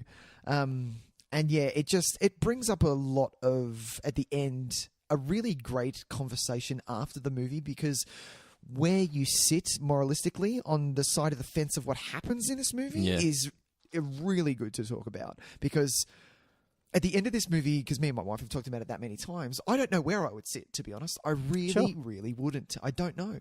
But it's such a great movie, and it shows off how just the talent of Ben Affleck, and showing how Casey Affleck can play almost like a hard-boiled detective. Like he's a messed up dude. Like, you wouldn't mess with him in this. It's just really good. He's a good actor, Casey Affleck. Like, yeah, I know. It's a shame. It's a shame.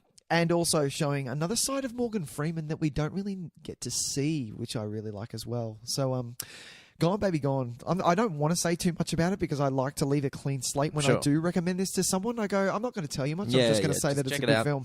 It's definitely worth watching. Have a look. I will definitely get on it. Know why Ben Affleck should stay behind the camera, and it's not just because of his... I like him as a screen presence as well. I don't think he's ever been flat out terrible. Really? Yeah, like think of like Chasing Amy and stuff. He's a perfect kind of like he was in the late 90s. He was quite a great representation of that the big romantic comedy kind of charming guy. Yeah, but like he's attractive, but he's an everyman. Like he does kind of tread that line pretty well. I want to watch The Accountant again. I remember that being quite good, and he was okay in that. Yeah, I keep wanting to watch The Accountant, and it's for some reason Emma doesn't want to watch it. Oh, really? It's just one of those things that she's never in the mood for. I'm like, we can watch The Accountant. She's like, no, not tonight. I'm like, I just want to watch this fucking movie. Seriously, Sam does the same fucking thing. At some point, so many documentaries I need to watch. No, I don't want to watch that. And it's probably not even that great a movie. It's just for some reason it's the one that I keep suggesting. It's going to end up being like a running gag the rest of our life. We'll be like 70 and I'll be like, do you want to watch The Accountant? I don't want to watch that. Who is that? Didn't he play Batman at some fucking point? I found a Blu-ray of The Accountant. Oh, we don't have any Blu-ray players anymore. We just digitally... Just do me a favour, put it on the kettle and rub my corns, will you? Put on my movie glasses that transport image into my eyeballs. Give me that one. And put on Ready Player One. Bring on that again. That was fun. Classic. All right. Next. It's up to you. So it's my number 6? Your number 6, buddy. My number 6. Oh, almost in the top 5. I know. We're almost getting excited. Ooh. Well, my number 6. Please don't let me table this. Go. This is a real serious one, man. Oh. This is where shit goes down. This is where down. it gets a bit full on. Oh, mate. Don't you worry about that. What do you got? Some say sequels don't always live up to the promise of their originals. Oh, gosh. Are you doing your thing again? Yeah, maybe. And I say nay. I say nay. Because have you seen Rise of the Silver Surfer? Jesus No, Christ. that's not my number 6. Rise of the Silver Surfer. Screw that thing. Fucking hell. Do you know what? When I came out of the cinema with that one, I was kind of like, I think I liked it more than the first one. But I still managed to hate it. Like, Absolutely. It was like, I came out just being like, it's just... And this was, you know what I love? I love the fact that, what year did the Dark Knight come out? Was it the year 2008, after? 8. Yeah. So going from Rise of the Silver Surfer, and then all of a sudden Christopher Nolan goes, okay, hang on a minute. Let me just. Yeah, but it was even still post Batman Begins. And they're still trying to churn out these fucking, like, this garbage pile of a movie. Anyway. No, my number 6 is definitely no garbage pile of a movie because it's No Country for Old Men. Oh, well, you have to table. Jeez, are you kidding me? Yeah. Was that the one? Was that the last one that you're going to table? That you thought that I tabled? Yeah. Oh, good. I think that might be the last one. There might be one more. All right, cool. All right, it's your number 6. Number 6? Go for it, Nicholas. My number 6 is... Where the fuck am I? I'm terrible. I'm all over the shop. My number 6 is The Orphanage. Have you seen it, Tyson? No, you may speak. I may speak. Tyson's eating a cookie, so I'm going to keep speaking. This You expect me to watch a foreign horror movie about a ghost child? Yeah, dude. Yeah, you're kidding me. Yeah, seriously. I've seen that cover. This is up there. Yeah, I'm not watching that movie. This is absolutely up there. I watched this. I remember seeing this this trailer and just going, Jesus Christ, babe, we have to watch this. And she was even at that point going, yeah, I think you're on your own. And I'm like, I'm not on my own. I can't do this by myself. I can't do this by myself. It's just a great true horror movie that True? Yeah. Well, what? No, true horror. Like instead of I call it true horror because it's not a slasher film. Oh, okay. Does that make sense? It's horror. Pure horror? Pure horror? Sure. Because you say true horror, it makes me think that kid with the sack on his head, like, is a real ghost. And now I'll never sleep again. So please Be careful. Come on, man. Seriously. Is he wearing a sack on his head? I need to look at that It is a poster sack. again. It is a sack. Because it's a game that he plays. Oh, yeah, and that once it's finished, once you watch this, and I don't want to talk about it too much because it's a little bit full on. But yeah, once it's finished, the more you think about the movie, the more messed up it actually gets. And I'm just going to let that sit in. It comes from an amazing director that gave us... He likes the dark, this man. He gave us The Impossible, which you've seen, which I haven't. J.A. Bayona. Yeah, man. And he last year, no, year before, did A Monster Calls, which, if you haven't seen that, people, just jump on it because it's so warm and so fucking, like, you just want to help this poor kid. But anyway, The Orphanage, man. I dare you to watch. I remember this was like... This needs to be watched in the dark, up really loud. If you see it in a cinema, playing in the cinema, it's awesome. The fact that it is not only a foreign film, so you have to keep... It doesn't matter that you're reading subtitles. This thing is amazing. Yeah, sure, this thing is amazing. Not only is it dealing with the horror aspect, you're also dealing with the fact that it's a family trying to... So it's a husband and wife who... can't have children, so they've adopted their son, and also maybe the hurdles and things that life is going to throw at them with that as well, because the kid has a bit of an illness, which I'm not going to spoil for you. But Jesus, this is full on. This is a good movie. If I want to be scared, I wish, and this is why I wish I could go back and rewatch movies for the first time, because this would be one of them. Bring it on. Yeah, and this was around that time when Guillermo del Toro was kind of just chucking his name on a lot of stuff, just producing some stuff to try and get word of mouth happening on Latin American and Spanish kind of films. Yeah, so good. And this is why maybe I have some maybe might have second thoughts about Jurassic World: Fallen Kingdom. Because he really knows what he's doing. Like, he knows what he's doing. This director. I've told you how much I love The Impossible. Yeah. So, I'm not sure if I'll give it a watch, but maybe at some point or another I'll just chuck it on when it's daytime. Jurassic Park. Oh, you're talking about The Orphanage. Yeah, The Orphanage. Oh, dude, come on. Give it a shot. Give it a shot. I'm still working my way through, man. I'm watching some horror now, and I'm getting more comfortable with it. He's getting warmer. I think, Spanish, anything with ghost childs wearing fucking sacks with faces painted on them. Especially, I'm not there yet. I'm not there. Especially in the fact that the house that they renovate used to be an old orphanage, so it's got that. I love a house built in an old Indian burial ground. Yeah, look, as soon as I hear like music box, because I can almost guarantee there's some music box music and there'll be ghostly children laughing. I'm done. My favourite in this, I'll just give you a little tidbit, sure, because it's in the trailer and they don't do it justice. Because when it happens in the movies, fuck me, it still scares me. So remember that game that you played? I know you played it a lot as a kid, and you also played it a lot in fucking drama school. Space Jump. No, I wish. I love Space Jump. I am waiting for a bus. No, on a park bench. No, yeah. No. Remember when you put your face against the wall? What? And then the rest of the class is on the back wall. And then What's the Time, Mr. Wolf? What's the Time, Mr. Wolf? That's the one. God, I didn't play that enough in drama classes. I want to play it right now. Exactly. I love that game. And then you turn around and you have to slowly creep, and the person that you see has to go to the back of the line. Yeah. This happens in this movie. And it's a way for her to call a certain someone out. Now, when it happens, there is no sound in this movie, Tyson. Right. Nothing. You can hear nothing. And just a little laughter of these children, and it's... No, I'm done. God damn it! Fucking run! Is there anything more terrifying than a child's laughter? Oh, yeah. Please, man, I have a kid upstairs. He laughs randomly out to himself. I'm like, I'm screwed. Terrifying. I'm seriously screwed. All right. That was me. This is going to be a long episode. Oh, we really? need to start moving along. Okay. The Orphanage. Go for it. My number 5. We're in the top 5. Exciting stuff. Number 5 is alive. Number 5 is alive. My number 5 is a comedy. I have a few comedies in my top. Well, actually, this is probably the only true full comedy. And that is a Andy Samberg starring a film called Hot Rod. That's awesome. Hot Rod is one of my favourite comedies of the last decade. I've only seen it once. My Irish friend... over a decade now. My Irish friend said to own it. He bought it for me. I own it. I've only seen it once. There are parts that in this film I only remember one bit. Are some of my favourite things in comedy films. his recreation of Kevin Bacon's Footloose angry dance is honestly one of my favorite things to watch of all time. Like him doing his fantastic version of that. He's falling through the forest that just never seems to end. The relationship he has with Ian McShane as his stepfather, who constantly he's trying to beat the shit out of, and it's like in a show of affection. That is hilarious.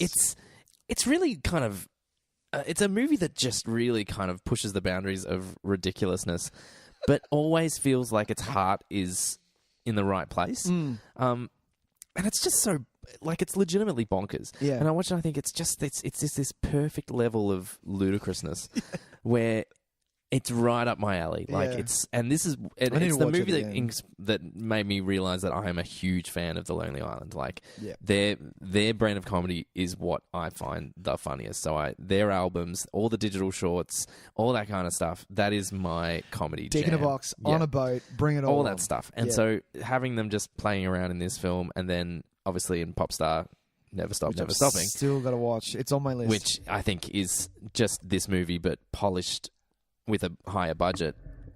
It's the same kind of thing where you just look at it and you're like, look at this fucking ridiculous movie and how great it is.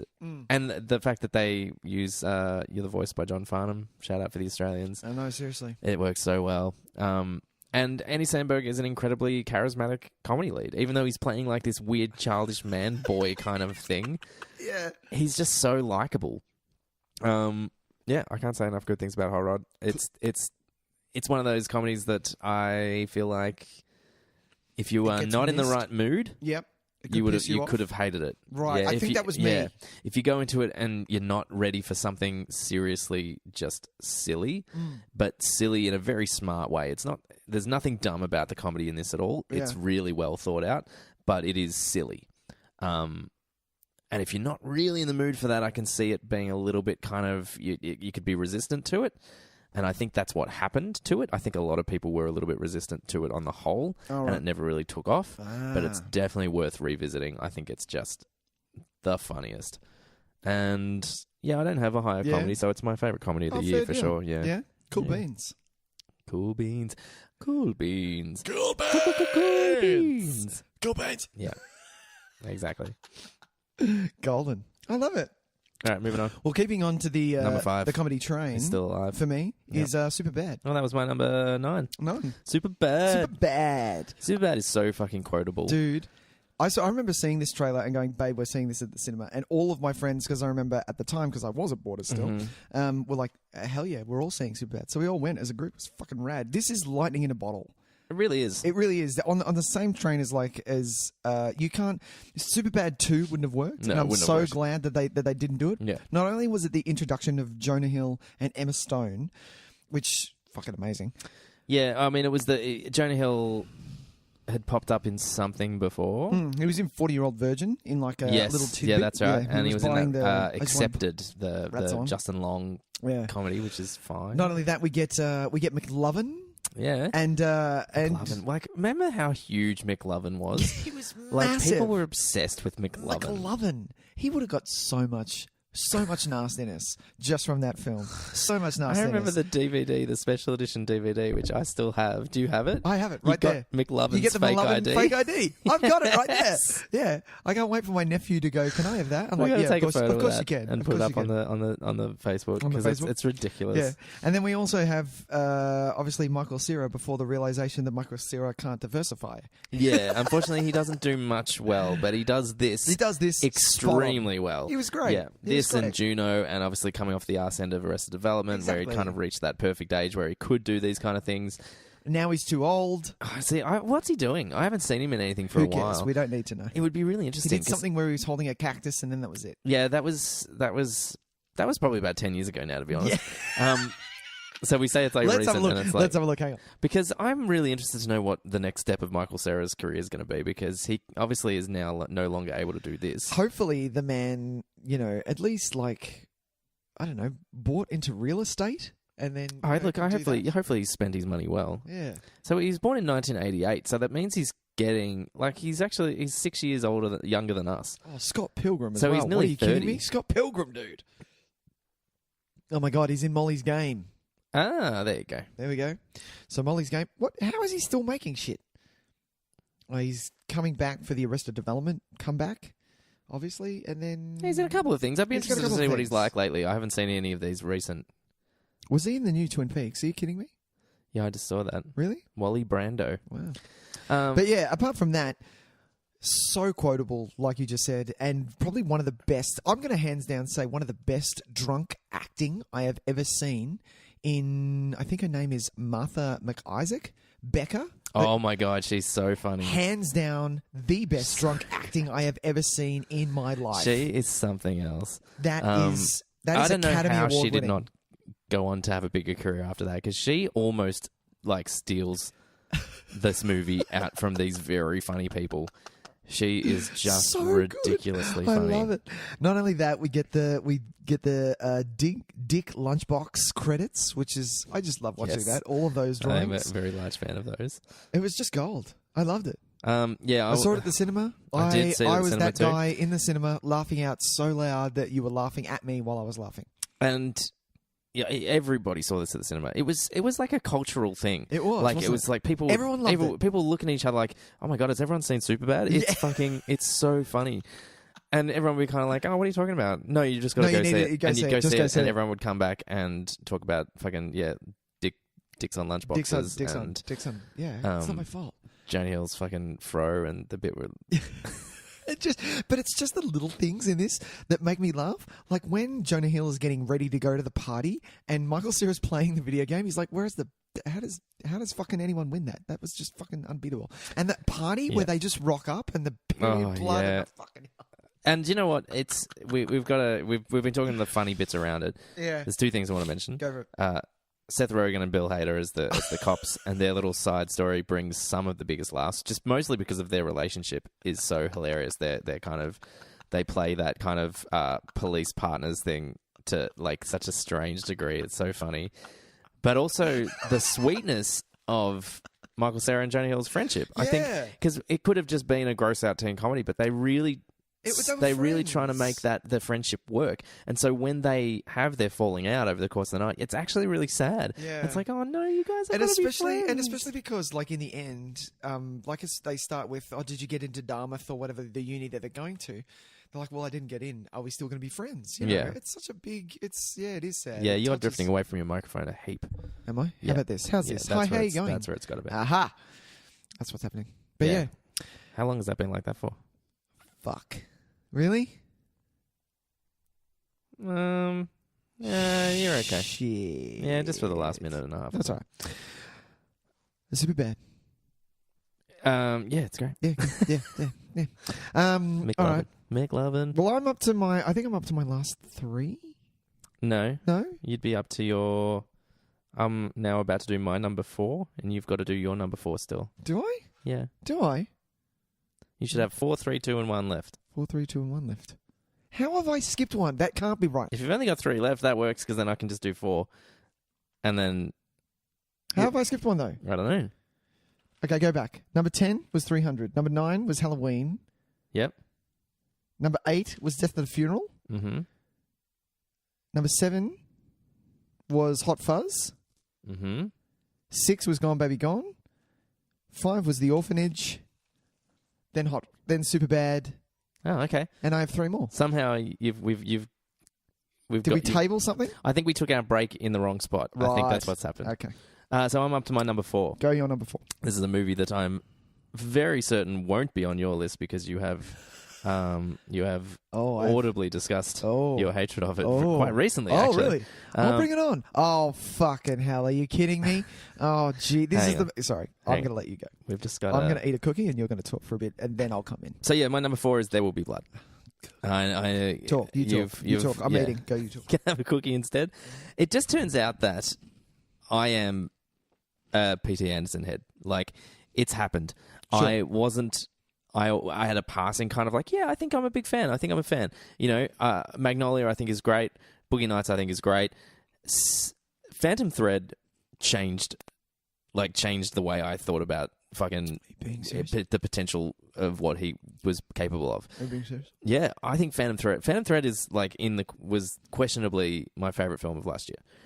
Whoa, big statement, Tyson. Yeah, 100%. Like, I think I came out of that cinema so just jaw to the floor of the experience I had watching that film. I thought it was wonderful, just wonderful. And so I thought a movie that I maybe didn't give a fair shake to because I only watched half of and was like, I had to go do something, and I was never, not even half, I probably watched about 45 minutes to an hour of it. Right. And it's not short. No, it's 2.5 hours. Yeah.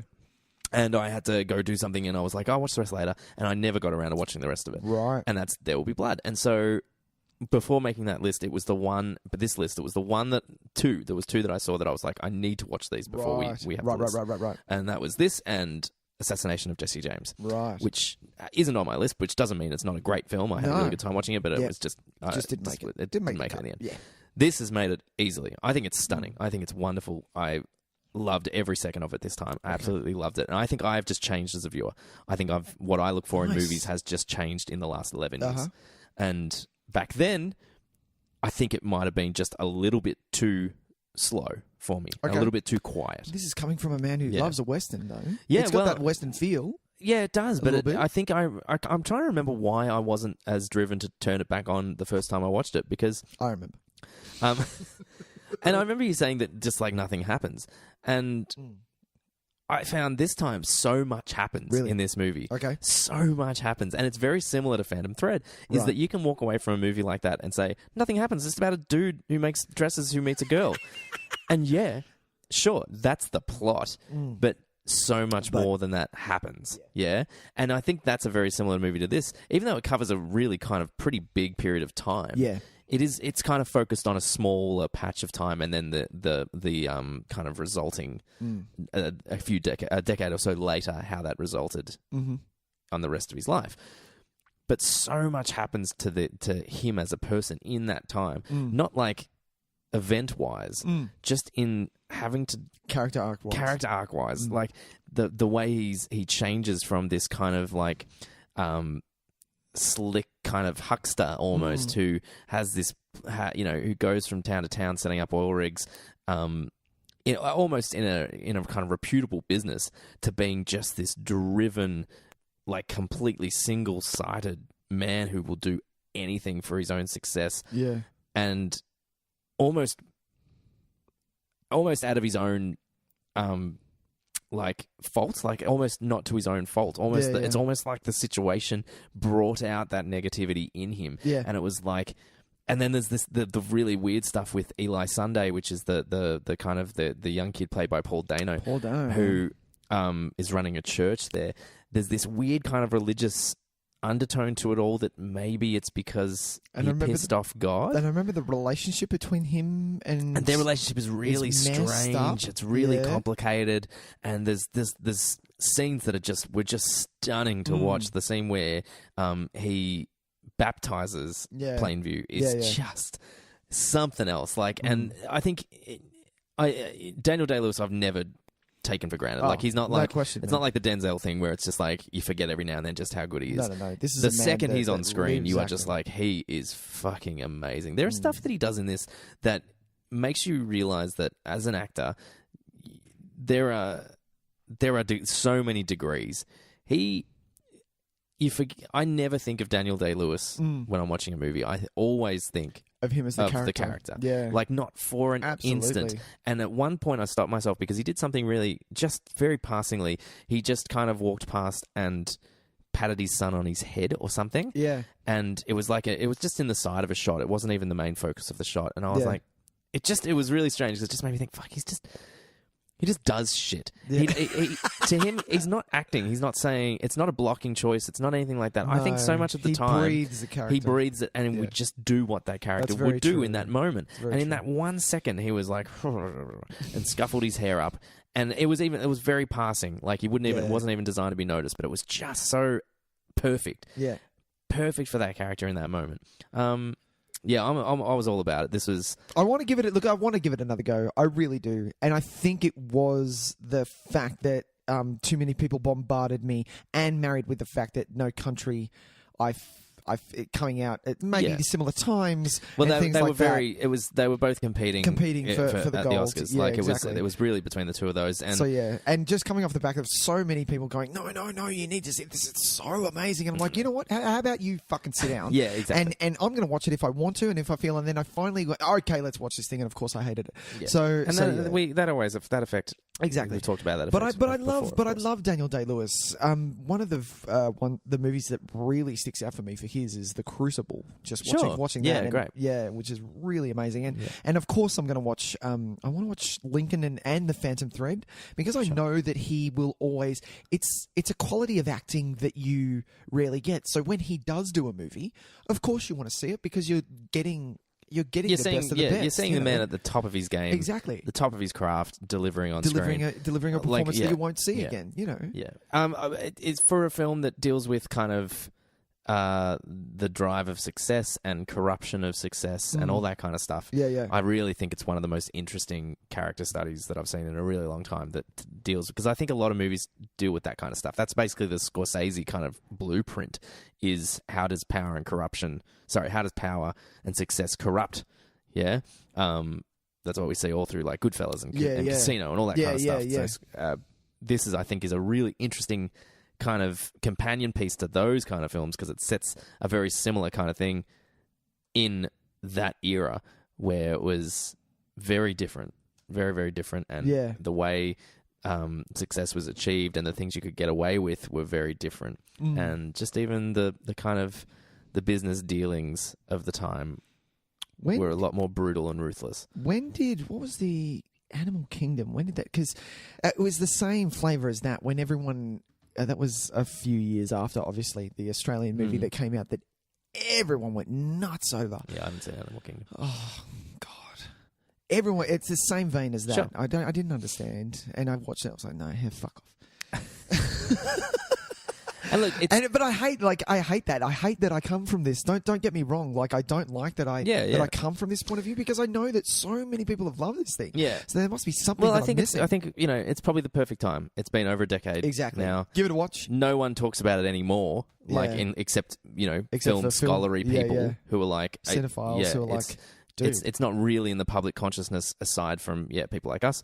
So watching it now is not any kind of like obligation. No, we're watching it for the pleasure of it. Exactly. And in that regard, I think it was a resounding success for me. Did it win awards? Did he win awards? Yeah, Did he won Best Actor. Best Actor. And I think it won cinematography perhaps or art direction or something like that. Right. How much has Daniel Day-Lewis won? How many trophies does he have? 3? Just 2.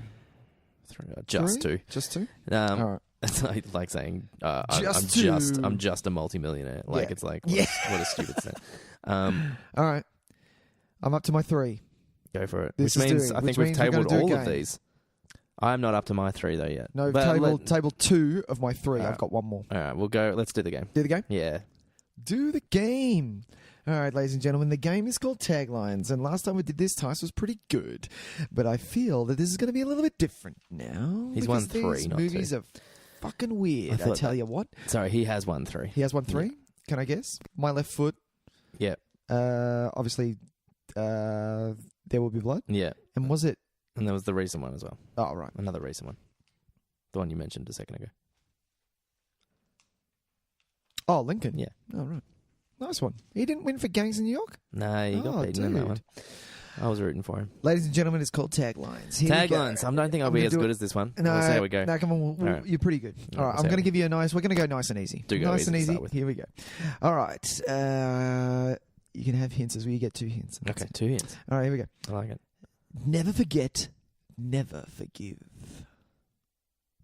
This was a movie that... Oh, I'm not going to give that hint, actually. Fuck, I wanted this movie to be good, and it was... It pissed me off that it was a disappointment.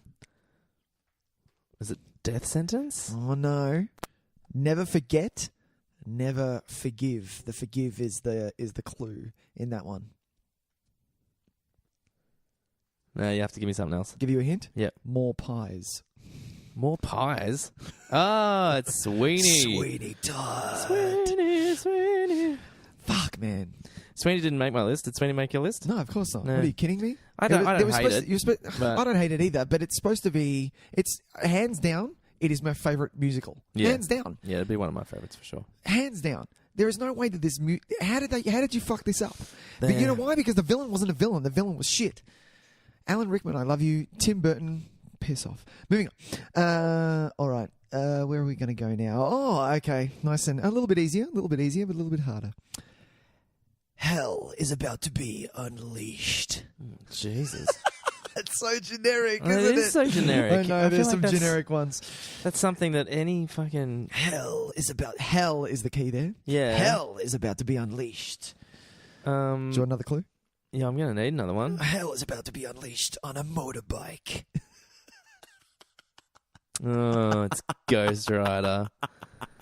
Ghost Rider. Fuck. Yeah. I wonder if anyone saw that at the cinema. I saw that at the cinema. Did you? Yeah. That's awesome. Damn I saw them did. shoot it because they were shooting it in Melbourne.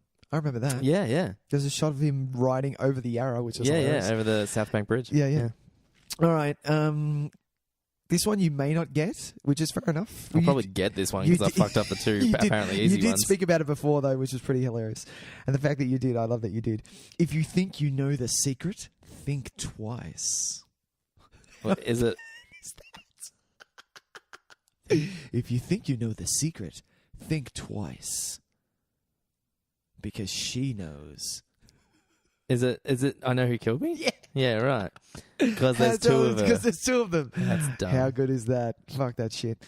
All right. A little bit harder. Yep. We're getting a bit harder because I thought you would have got those ones, but that's okay. Yeah, no, this is not going well. This summer, when you follow your own beat, there is no limit of how far you can go. That was actually a tagline. Mm-hmm. How long is that? This summer, when you follow your own beat, is the key there. There is no limit for how far you can go. Now, is this a dance battle film? There's dancing in it. Oh, now I don't know if I think what it is. Is it Stomp the Yard? No. Oh. No. I was really excited Actually, to be able to talk about probably... Stomp the Yard because I love Stomp the Yard, but I'm like, well, that can't go on my list, though. That's disgusting. But I actually really enjoy Stomp the Yard. It's a movie that I don't think you've seen, but it is... I didn't think I would watch... A friend of mine... your own beat. A friend of mine told me to watch this, and I went, you're insane. He's actually a friend of the podcast, Jerry Keys. Mm. And I was like, there's no way I'm going to like this, Jerry. And he went, no, seriously, watch it. And I loved it. It is the musical Hairspray. Oh, of course. I don't mind Hairspray. It was fun. Like Hairspray? Yeah, I had a good time watching it. How good is that? Yeah, I didn't mind it at all. All right, last one. Last one. Now, if you get this, it's going to be hilarious. That's all right. Yeah. Hey, you were so good. You literally got 10 out of 10 last time. Yeah, I know. Which is fair enough. But I know, it's like... I know, taglines 2007. Yeah, it's such an off It's such a weird year. I don't know why I was like, yeah, let's do 2007. That was right. the dumb choice. All right, here we go. Now, this is actually quite funny, this tagline. Okay. All right. Now, just to give you a little hint, mm-hmm. we have spoke about this movie before, but we spoke about it in a way that why is this, of all things, this movie will go up as... Oh, maybe I shouldn't have said this. Anyway, keep going. This movie is Oscar nominated for a category, okay? Mm-hmm. And the tagline is, have you ever made a really big mistake? Think of the absolute worst film of this year. That's your other hint. Yes, I do know what you're talking about. That is the tagline for Norbit. Norbit Academy indeed. Award. Academy Award Nominated. Which, hey, the makeup's Norbit. pretty great. So Is it? Well, look, it's pretty convincing fat suit that Eddie Murphy's rocking in that movie. It's a rat fat suit. And even the design of Eddie Murphy's character himself as Norbit is pretty. It's all pretty great. Funny. So, like, I understand it's no worse than Suicide Squad winning for best makeup. So, have you seen? Did Suicide Squad win? Yeah. God. Have you seen Norbit? I've seen parts of Norbit. Good it's Lord. not for me. Okay, fair deal. No. Moving on. That was a fun game, but I fucked that. We died in the ass. Yeah, that's all all right. late. It's too late in the night. That's My all right. brain's not working. Yeah, fair deal. Have a cookie. You'll No more cookies. Okay. So you've got 3. I've got 3. You got 3. My number 3. Yeah, number 3. Go for it. My number 3 is Up. So Jerry Seinfeld hasn't had a very extensive film career. This fall, I gotta say something. You like jazz? But he has produced One film. One great addition to Good Lord. the world of cinema. No one's buying And this. that is, of course, B-movie. No, it's not B-movie. I'm not saying B-movie. My number 3... Have you seen B-movie? Yeah. Oh, really? I don't mind B-movie. It's kind of funny, but I don't understand weird. why it's become like this meme, because it is just so not memorable in any way. Yeah. And I think that's why it works as a meme, is because it's just like, it's just so plainly dumb. Like, it's just kind of like B-movie and Ants is just the poor man's Bug's Life. I don't get it. I don't know, man. Some people call Ants the better of the two. What? Yeah, there's a bit of Who are these people? Come at me. Come at That's me. it. Seriously. No, my actual number 3 Number is, three, is Tys. a documentary. Oh, nice. Yeah, and that is King of Kong, Fistful of Quarters. Oh, dude. I absolutely love this. This would be up in the conversation of my favorite documentaries of all time. Whoa. I know that it's kind of almost typical to say that, because it is kind of hipster indie and the kind of things that I would hate. But I just love that it is such a great underdog story. It's a documentary that really, factually, it's a bit questionable, but that's fine. I don't care, man. It's a well-told story. It's a really well-told story. Absolutely. It's as good as any kind of Hollywood narrative that they could come up with. Yeah. We get by just manipulating real-life facts ever so slightly. In Billy Mitchell, we have a legitimately hilarious, ridiculous Hollywood villain. Yeah. And so much so that look at his fucking suits, man. yeah, and he, like, if it's as a comedy, because it is kind of a comedy too. Absolutely. He's like a real life version of something that Ben Stiller would play. Yes, and he'd come on. that's so true. The way he does in like Dodgeball, and is just ridiculous. And he'd have the goatee and the long hair. I did that. Yeah, but he's a real life figure. And then we have this is a real person. This is actually a real person. And then we have just this really sweet underdog character, who is, I've forgotten his name. Steve? Yeah, Steve. Wibby? Weebly. Yeah, there's no L. Weeby. Yeah. Steve Weeby. Weeby, Yeah, that's it. Steve Weeby. Who is just so sweet and lovely. Yeah. And it's just, he found something that he liked to do. And I really love that element to it, the way he just kind of, he was unemployed, he wanted to do something, and he was like, I'm going to do this. Yeah. And he worked it out with maths. He was a very smart guy. Yeah. And so he worked it out with all the levels of Donkey Kong. He worked it out basically mathematically. Got angles, did all that kind of stuff. Timing and everything. Timing angles, and made it so it wasn't just a fluke for him. It wasn't just he made it a passion. Yeah. And the gaming community did not want to have a bar of it, because they were like, no, you can't treat it like this. You can't, it's a game. They were clearly, they were not interested in outsiders coming in and competing for something that it was like a hallowed turf for them. Yeah. And it just makes the most interesting dynamic, because these people who are meant to be kind of friendly and nerdy and just kind of out for a good time, the way they react to this outsider and the way that they suck the dick of Billy Mitchell, it just makes for this such incredible dynamic. And watching these interactions take place, it's equally heartbreaking, cringeworthy, hilarious.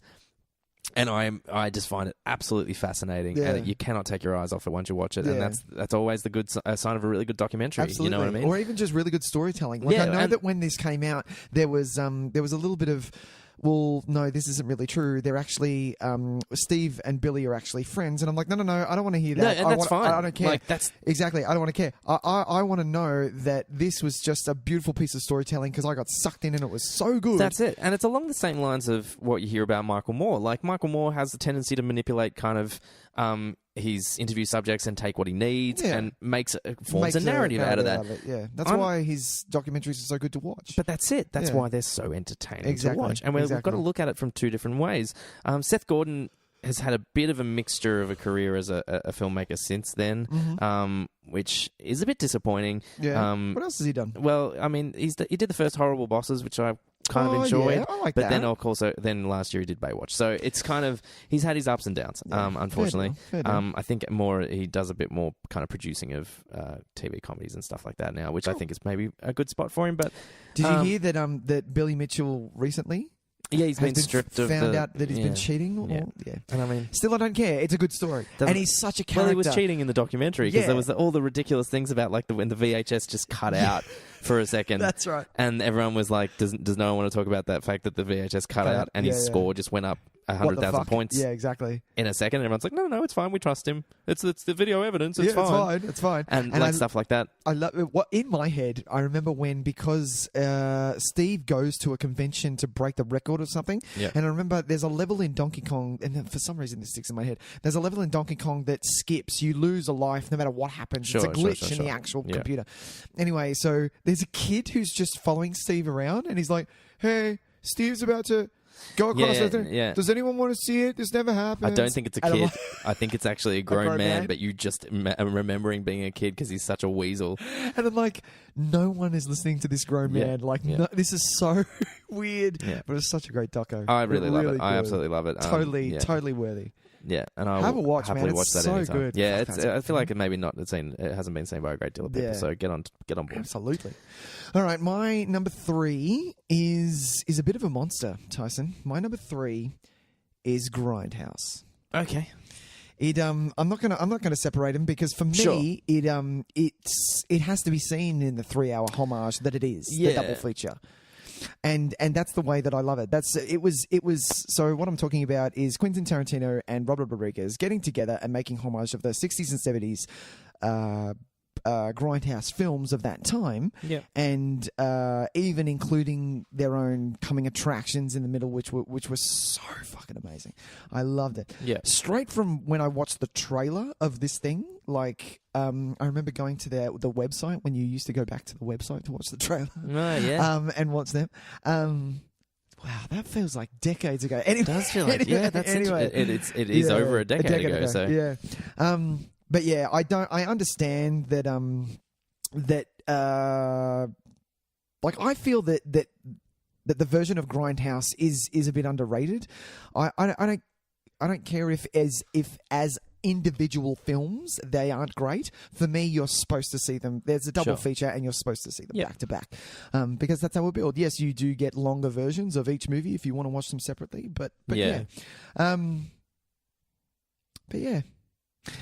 I just love them. I love everything to do with them. I think they're great. I remember seeing them for the first time when they came to the Astor, when they first got billed at the Astor, and that's where you could see them back to back with the coming attractions and all that stuff. Yeah, I love think we got that as a cinema release. No, we didn't. We didn't at all. Originally, yeah. No, we didn't because, hilariously enough, the Wasserstein friends and family asked them to separate it because they wouldn't be able to market it as the 3-hour feature that it was, and QT always hated the fact that happened, and he's gone on record as saying you fucked up Grindhouse. No one was meant to see it the way that you put it out and all of that stuff.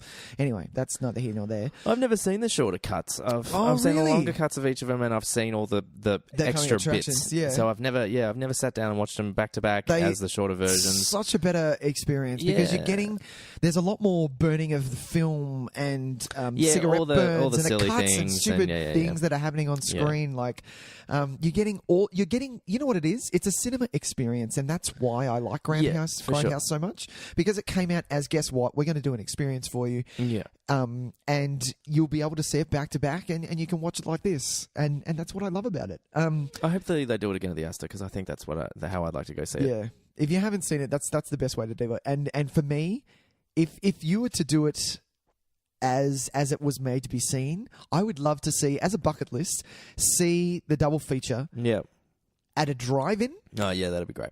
On a really hot night, in a car that doesn't have aircon.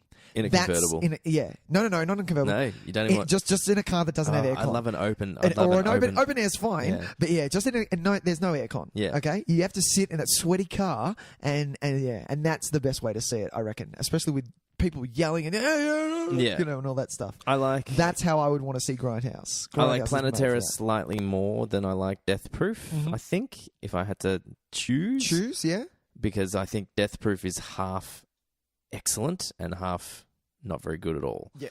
And then where Planetara is just fine all the way through. Man. Yeah, it's just a big silly romp, and it's really kind of just gory and silly. Guts. And it's hilarious. I remember enjoying Planetara a lot. Death Proof was literally such a disappointing halfway point for me in that movie, because I think that first half, the first kill in the bar, is just some of Tarantino's best stuff. Yeah. And I think from that halfway point on, it takes such a nosedive. Yeah, with the girls. Yeah, with the new set of girls. And it's like, you know, I need to watch it again just to see if I still feel the same way. But I remember being just so disappointed that because what I found so effective was the build of momentum. Yeah. And so we had this wonderful like tension just mounting, slowly building for about 40 minutes. It feels like 40 to 45 minutes. Yeah. And then it reached a peak and it ended, right? Yeah. And to me, that's an amazing short film. Yeah. Like an amazing short film. But then we start from scratch again. Yeah, absolutely. And we don't even start from scratch in the same kind of vein. We start with this long extended conversation from four people that I don't give a rat's ass about. I don't know yet. Yeah. And it's not the same as Reservoir Dogs when that conversation at the start is kind of charming and a little bit and has this kind of weird kind of mesmerizing effect where you're like, what are these? Who are these people? I want to know more about these people. It had the opposite effect. It made me not want to know who these people were. All right. And so it just killed all the goodwill from the first half for me. Fair deal. So I want to see it because I think Kurt Russell is fucking great. Yeah, like man. So great in it, and I'll need to see it again. And I would see say if it maybe picks up a bit of gas. the theatrical cut the way it was meant to be seen. I'll happily watch the first half of the movie in an extended cut because I'll let that be extended. Absolutely, shorten the second half for me. But the thing is, they cut things that you don't need that bit, and you don't need that bit, and so it gets to the point where you're like, "What the fuck? This is okay. All right, let's do it." Yeah. You know? So yeah. Grindhouse as a whole, baby, number 3. Very good. Absolutely. I'm going to move quickly through this. My number 2 is my favourite Pixar film. It's Ratatouille. Yeah, man. Yeah. I think I've talked about this film a bit. Yeah. I love Ratatouille. I love everything about it. I love Remy. The character of Remy the rat is just such a pure Pixar creation. Like it is. Yeah. It's cute. It's plucky. It's all of us. At the same time, he just wants to do what he wants to do. He's a rat who's not meant to be a cook. Yep. But why? Why can't he be a cook? Let him be a cook. You know what I mean? Of course. The music is absolutely stunning. The setting, the Paris setting, is gorgeous to look at, and some of the most amazing animation that they've had in any of their films. Yeah. The Pixar doing its thing, man. While I think there are moments in other Pixar films that are just as strong. I think the overall delivery of Ratatouille, I think, is their best. Yeah. I think there's a moment towards the end where the food critic, voiced by Peter O'Toole, who does just this amazing job. It's just that liquid tone of his, kind of like starts crying because he's tasted soup so beautiful, like something to eat so beautiful. I think it's when he serves him the Ratatouille, actually. Yeah. That it melts everything. If you have any kind of icy exterior at all, really? I can't imagine anybody not watching this film and not just having their heart melted by it. It is just so beautiful, and not in a way like obviously something like Up. Very sad, something like WALL-E. There's moments through there that it really kind of tugs at your heartstrings, and we've talked about that. Ratatouille is a little bit more secretive. It comes in. Ratatouille kind of sneaks up on you. Really sneaks up on you. That's true. And I love it for that. And for someone who literally gives no shits about cooking whatsoever, I hate cooking. Me too. I never, if I could live the rest of my life never cooking myself a meal ever again, it would be a happy life. Yeah. My wife hates it because of it, but yeah. I just love it. I love this, but I love this movie. Yeah, and it's about cooking because it can be about anything. It doesn't have to be about cooking, but it just so happens that Remy the rat wants to be a cook. Wants to be a chef. Yeah, and why not? And why the fuck not? That's nice. Who is Remy the rat? It's Patton Oswalt. Oh right, does the voice. Yeah. Oh nice. Yeah. And I said, like, maybe it's just my underdog mentality. I feel like Ratatouille is a little bit the forgotten Pixar film as well. Pixar, it is a bit, isn't it? Of the good ones. Like, obviously, there's a few no one's watching Cars. Yeah. No one cares about Cars 2. Or, like, The Good Dinosaur or whatever. But of the good ones, the ones that... Because this was... I think it had, like, 5 Oscar noms. I think it might have been one of the last ones that actually got a screenplay nom as well. Oh, wow. Maybe WALL-E did as well, actually. Inside Out did, but that was... Oh, yeah. So they're the ones that people remember as the good ones. Yeah. Ratatouille, I feel like, is kind of forgotten a little bit. Yeah. Because everyone goes, what's your favourite? Oh, it's Up. Oh, it's WALL-E. Oh, it's Incredibles. Yeah. Yeah. And I'm like, Ratatouille. Ratatouille, I'm at the back, like, plugging. Ratatouille's the best. He's got a little flag. Yeah, I got a little flag. Exactly. Oh, that's cute. So, yeah, I push hard for Ratatouille. Oh, I want to watch Ratatouille now. Yeah, it's so beautiful. I want to watch Ratatouille and The Lookout. Good call. Yeah. That's not a double feature. Not a double feature at all, but that's fine. That's fine. All right, moving on really swiftly. My number 2 and your number, I believe it was 8, Zodiac.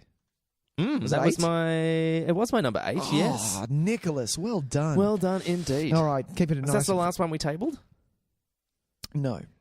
Okay, so I know what your number was. Hey, we don't have the same number ones. Oh, really? Yeah. Oh, nice. This is a first. It is a first. Okay, so David Finchering all over the place. This movie, so Fincher kind of, sitting at 2.5 hours, this movie, you feel it, but you're meant to feel it for me. This is where it comes out. So Fincher aims to creep you out with the lack of closure of this movie.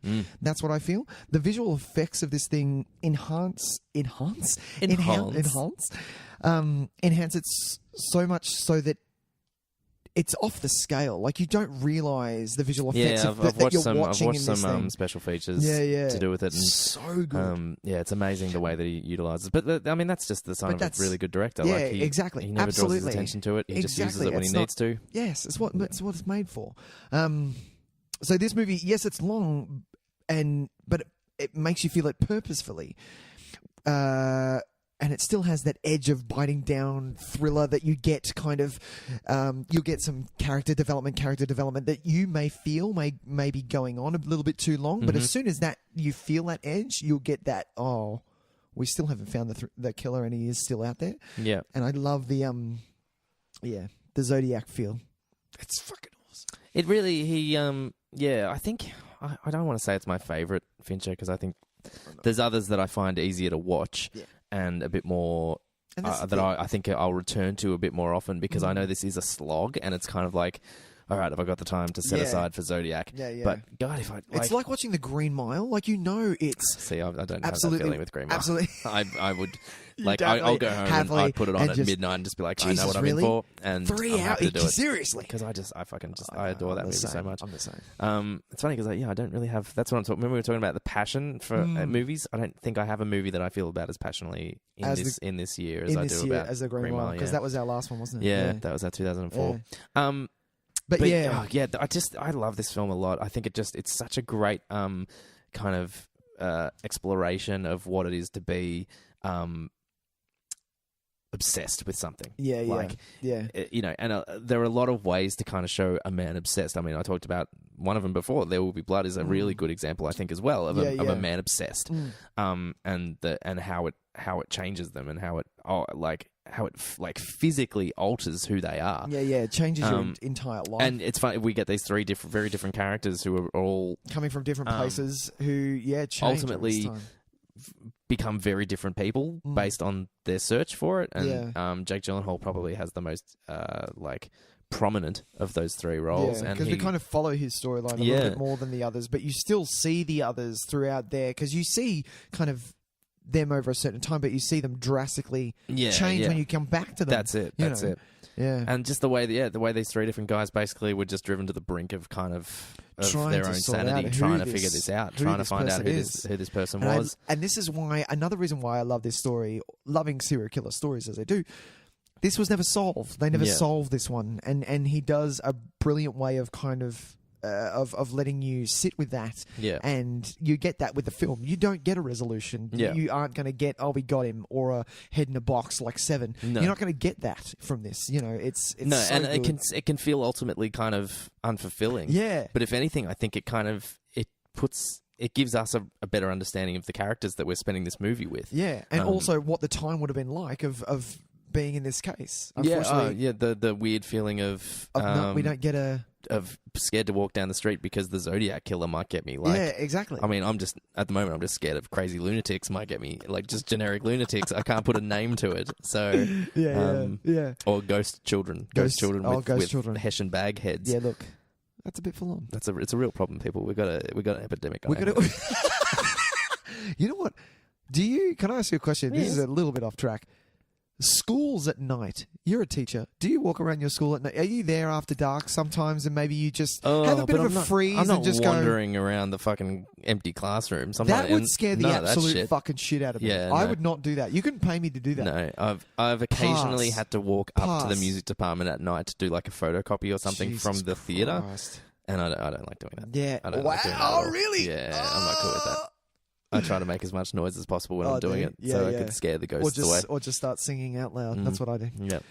Good talk. Right, David Fincher. I need to watch that again. Yeah, it's a good movie. All right. Your number one? My number one. I'm kind of a little surprised this isn't on your list anyway, to be honest. Wow. What have you got? Maybe I missed it. No, you might. Maybe. My number one is a movie that introduced me to a director that has very quickly become one of my favorite directors, and this is it wasn't his first film, I don't think, but it was the first film I saw that he directed. Yeah. I will just double check if it's his first film. Oh God, have I missed a movie? You can't do this at the number one. Jesus. Well, now I'm worried that I got the year wrong. No, I didn't. What was it? Number one. Hang on. So there's a couple of kind of shorts and one other film that I'm never going to watch. But yeah, my number one is Once. Who'd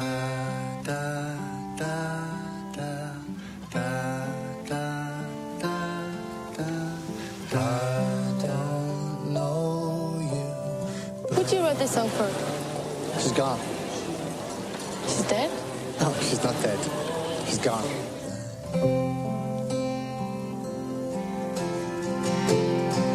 My father used to play in the orchestra back at home.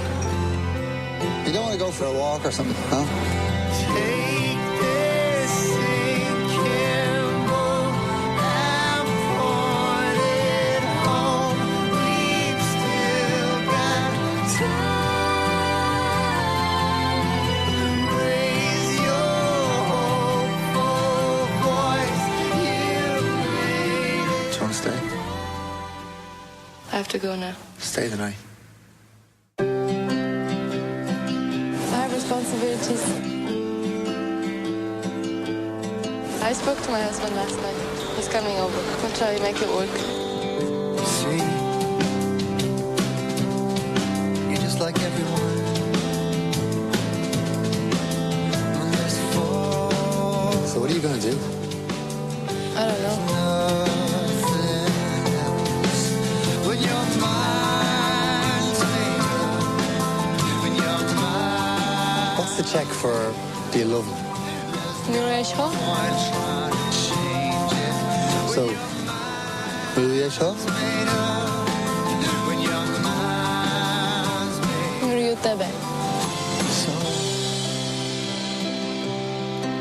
if you ever want something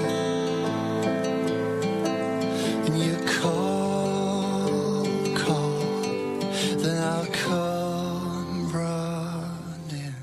The musical Once. I haven't seen it. It was one there of you two go. films, like you said, that you wanted to watch. One was Once, and the other one was Les Evan Rose. There you go. Yeah, I went past La Vie en Rose and was like, nah, not today. Yeah, I've wanted to watch it. I've wanted to watch it for ages and ages and ages. And yeah, Once and Les Evan Rose. There you go. Well, so Once kind of... had a real effect on me when the first time I saw it. I think it's one of the first times that I remember as like an adult, like uncontrollably crying in a film. Wow. And feeling kind of ridiculous for it, because just being like, oh my God, this movie has just, it basically got me, like it did exactly what it needed to do. Yeah. Down to the second, to just make me a blubbering mess. Is it going to do that to me? Like, well, I don't know, maybe. I don't know how it is for other people. Okay. I remember the person that I saw it with, we at very similar times looked at each other and kind of were like, oh my God, what the fuck? And she had actually a great response. Her response was, I fucking love movies. I was like, that's a good response to something like that happening. Because that was the way I felt when I watched this movie. It was just like, fuck, I love movies, man. And these two characters who really, like, they're such honest and vulnerable performances. Yeah. The music is stunning, like, to the point where I've become a legitimate Glenn Hansard fan. I have albums, and I will, I've tracked him when he used to play in a certain band called The Frames. I've got those albums. I've got his solo albums. I've got the Swell Season albums, which is the duets between the two of them. Yep. And he's just hook, line, and sinker. Yeah, I'm all into it. I think he's an incredibly gifted songwriter and performer, and turns out actor as well, because he allows himself just to be this very open kind of vessel in this performance. Yep. They both do that exceptionally well. They allow you to kind of imprint yourself on them really nicely, so that, and as of someone who, is so involved in music, it obviously kind of spoke to me maybe a bit more than it would someone that doesn't care about that kind of stuff. Yeah. But the kind of the strange kind of bond that you share with someone through music that this film kind of explores, whether or not it's a weird kind of love that comes from something different. Yeah. And the way this movie explores it, that the two of them love each other, but maybe it's not the kind of love that you build a relationship on. It's just this certain love that in that moment it existed. They made this beautiful music together, and then they went their separate ways. Yeah. And they will forever be grateful for the music that they were able to create together. It's just such a lovely relationship story. And yeah, I think I will always kind of be really grateful for it for a couple of things. In that it kind of opened up doors to this different kind of genre of music for me, because I wasn't really a folksy kind of person, and I think this might have been some of the earlier stuff that I was really starting to get into, that indie acoustic folk vibe. But also now, John Carney having these 3 films that all 3 of them I adore. Yeah. And they all... What was the second one again? Begin Again. Begin Again, that's right. And all 3 of them deal with a subject that's super close to my heart, which is music, and uses that as its kind of jumping off point to tell these really wonderful, heartfelt stories that you can't walk away from any of his movies without feeling something. Yeah. And I think kind of, I want more movies to do that, and I'm so glad that this movie does. What is he doing next? I just had a look at something, I don't know, something random. Something random? Which I'm sure will end up being my favourite movie of that year too. So, yeah. So yeah, nice. Once... I have it. It's there. I thought it was your copy. It's clearly not. I borrowed someone's copy, and I don't know who it is. This never happens to me. It shits me. But yeah, it's on my list of things to watch. I just didn't get around to it. Once and the Evan yeah. Well, there it is. That's my favourite. Well, my number one we've talked about. And then we tabled this one. We tabled it. It's the Academy Award winning 4 Oscars is No Country for Old Men. Let me ask you something. What's the most you ever lost in a coin toss? Look, I need to know what I stand to win. Everything. Just call it friendo.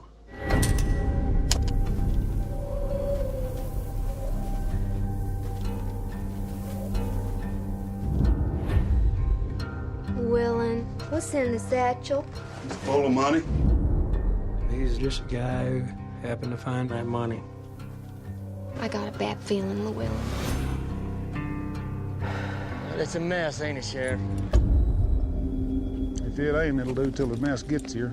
I'm looking for Llewellyn Moss. You go up to his trailer? Yes. Do you want to leave a message? Yes. I don't come back, you tell Mother I love her. Your mother's dead. Well, then I'll tell her myself. Got a loose cannon here. You think this boy Moss has got any notion of the sorts that are hunting him?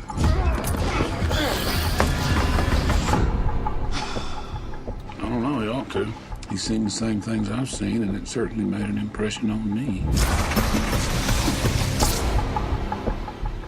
Just how dangerous is he? Compared to what? The bubonic plague? The crime you see now, it's hard to even take its measure. It's just all out war. You can't stop what's coming. What's this guy supposed to be, the ultimate badass? You don't understand.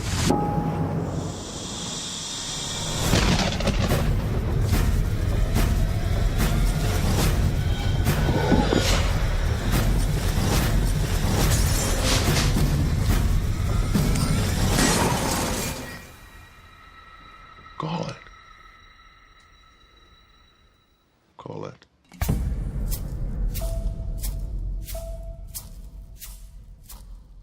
Yes, this is my number 6. 6? No Country for Old Men. Dude, there's no way that I can't get past. I don't get how people can't not like this movie. I guess it's the same. Oh, well, what's not to like? Yeah. It's this thing is insane. Just going off. If you were to watch any. If I were to say, this is hard. This is going to be a hard say. But if you were to say to me, Nick, what is the if you were going to watch a Coen Brothers film and just that one, you can only watch one. What would it be? It would either be this or The Big Lebowski, because The Big Lebowski is a different kettle of fish for me because it's very intertwined with me and my brother. But when I saw this, because not too many people were talking about it at the time, and then I got my hands onto it, and it was just me by myself. I had to watch and just went through this journey of intense cinema watching. From it is riveting. From this a movie. fucking villain that is petrifying, and Anton this was Chigurh my first. Is one of the great cinema creations. My He really is. Just from the haircut to the coin. My favorite scene is that coin in the gas station, and he's flipping it, and that old man knows exactly what the fuck is going to happen if he heads up. How much have you ever lost on a coin toss? Jesus Christ! I mean, it's iconic at this point. It really is. From that to the silent thriller of Javier and oh my god, what's the man who plays Thanos? Josh Brolin. Yeah. Josh Brolin in the hotel, and just all of that with the cat and the silenced shotgun. When have you ever seen a silenced shotgun before?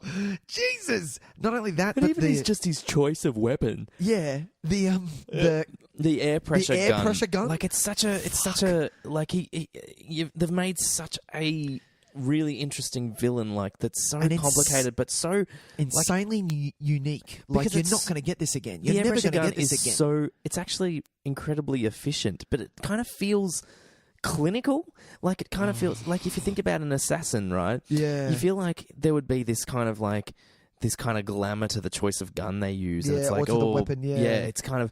It's almost like he's chosen. There is no glamour to it. It's the one that he just knows does the job quickest and easiest and most efficiently. Yeah. He just holds it to their head and lets the air pressure come out, and it does the job. And you're done. It's not. You know what I mean? There is no kind of like character about the way he chooses what he uses. Like, do you know what I mean? Like, there's no love affair with the weapon. There's no kind of. It's not a romance thing. No, not at all. This thing is almost clinical to the point of. And it gives it almost this unnerving. Extra. Yeah, that's what I mean. It gives this extra coldness to it. Which, you know, he's an incredible character. So many moments in this as well that I love, from Tommy Lee's character to Josh Brolin's character. And what would you do if you found a satchel full of money? As if you wouldn't do what he did. Yeah. I'm not fucking handing it in. Are you kidding me? There's the wonderful chase sequence between Brolin and Javier, which is incredible. There's the conversation between Javier and Woody Harrelson. Or even the chase sequence between Josh Brolin and the dog.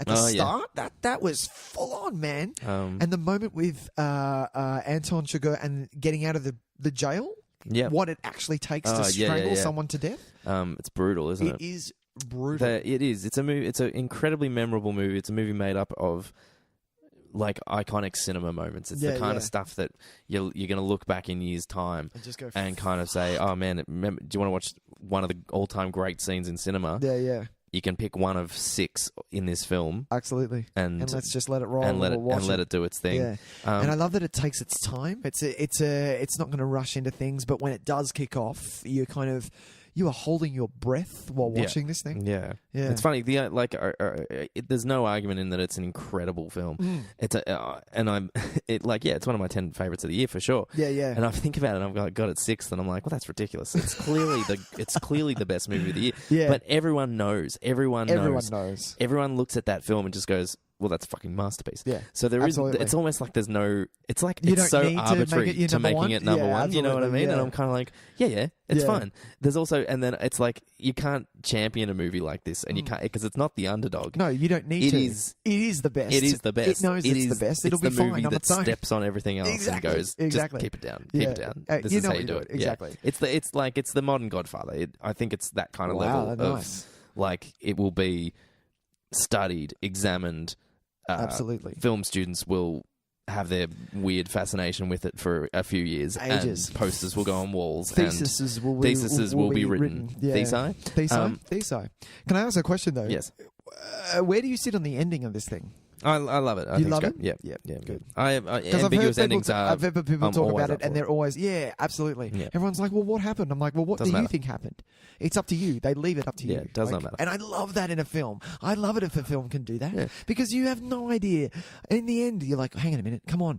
Of course, I've watched films forever. Of course, Josh Brolin's going to win. And then I'm like, hang on a minute. Well, I'm watching a Coen Brothers movie, so that puts a mass spin on everything. Yeah, but why is it important if he gets caught or exactly, if he dies or he like wins that? Or whatever? It doesn't matter. No. That's not the point. That's the point is the journey, not the ending. And the point is the effect it's had. And, I think the Tommy Lee Jones conversation towards the end of the film is just plants it, man. Yeah, it really sums it all up, and it ends up leaving with. It's one of those kind of pit and stomach endings where it's just kind of like, oh man, Jesus, yeah, Jesus, fuck, what a fuck. We're in big trouble. You know what I mean? Like it's kind of it's one of those ones where it's just it is kind of a devastating ending without really anything happening. Yeah. That's really like, super devastating. There are endings that are more impactfuck. Oh, absolutely. That aren't as devastating as this as an ending because it just this one is you're just wiped out, man, by the end of it, and you're just like, God, fuck, all right. I love this movie. Let's go to work, I guess. Like what are we having for dinner? Yeah, fucking hell. Yeah. So yeah, it's an absolute masterpiece, and I think that goes without saying. Even though we did just say it a bunch of times. We did. No Country for Old Men. That's a good list. Well, let's just do a quick recount of our lists, I think. So I'll do mine first. Go on. In my my honourable mention spots were 30 Days of Night and 300. 10th was Hot Fuzz. 9 was Superbad. 8 was Zodiac. 7 was The Lookout. 6 was No Country for Old Men. 5 was Hot Rod. 4 was There Will Be Blood. 3 was The King of Kong, A Fistful of Quarters. Nice. 2 was Ratatouille. And my number 1 film was Once. Nice. I need to watch Ratatouille once again from that. Yeah, good I like call. it. Good call. Well, my honourable mentions were This Is England and Control. And then my number 10 was 300, I think. Number 10 was 300.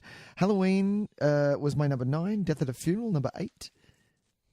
Number, what am I up to? 8? 7? 7 is Hot Fuzz. 6 is Gone Baby Gone. Number 5 is The Orphanage, which Tys is going to go home and watch. Number 4 is Superbad. Number 3 is The Monster That Is Grindhouse. Number 2 is Zodiac. And number 1 is No Country for Old Men.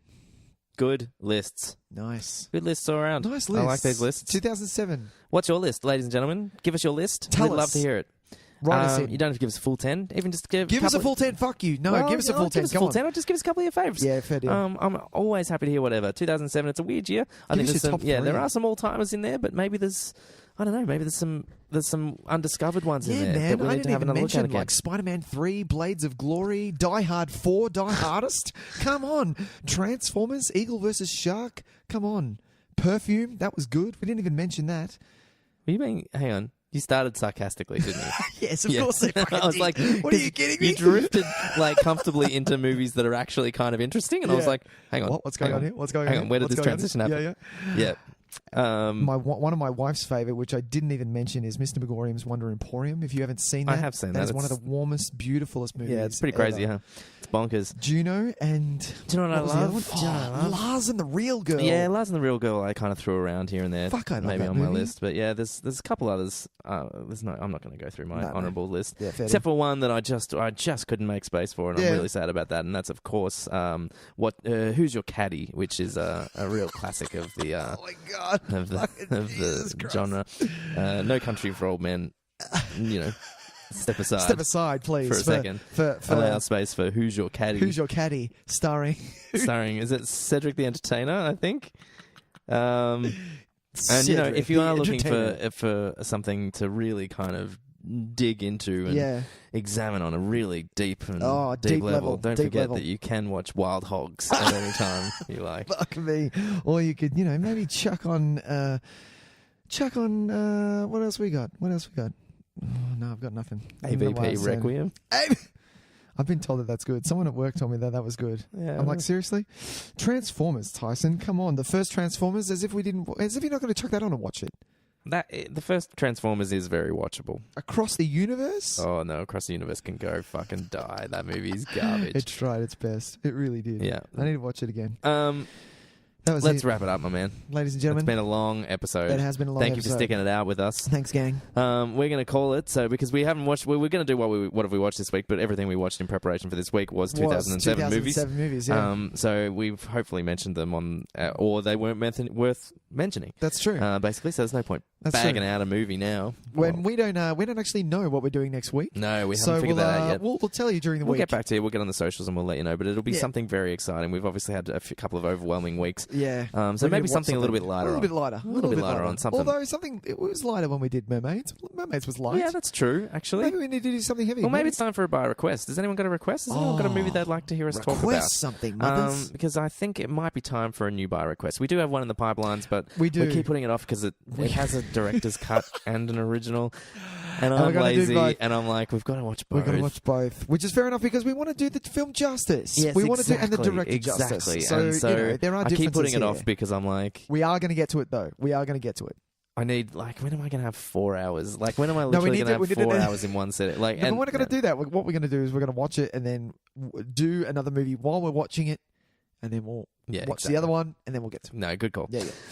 So keep your eye on socials. If you do have something you'd like us to have a chat about, please email us. You can email us at nicktysanvideotape@gmail.com. We'll try that one again. nicktysanvideotape@gmail.com. That's it.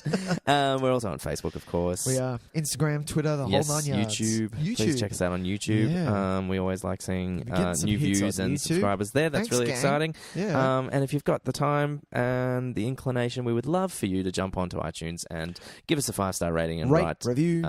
Write something nice about us. Share us. Yeah, share us around to your friends. Yeah, man. Well, that was a bit of fun, Nicholas. That was it, Tys. That was fun. 2007, another year we've knocked off. Yeah. We got to go early next time. Well, how old are we? We're about 36-ish. We're 36-ish. Another 33 different years to go. Jesus.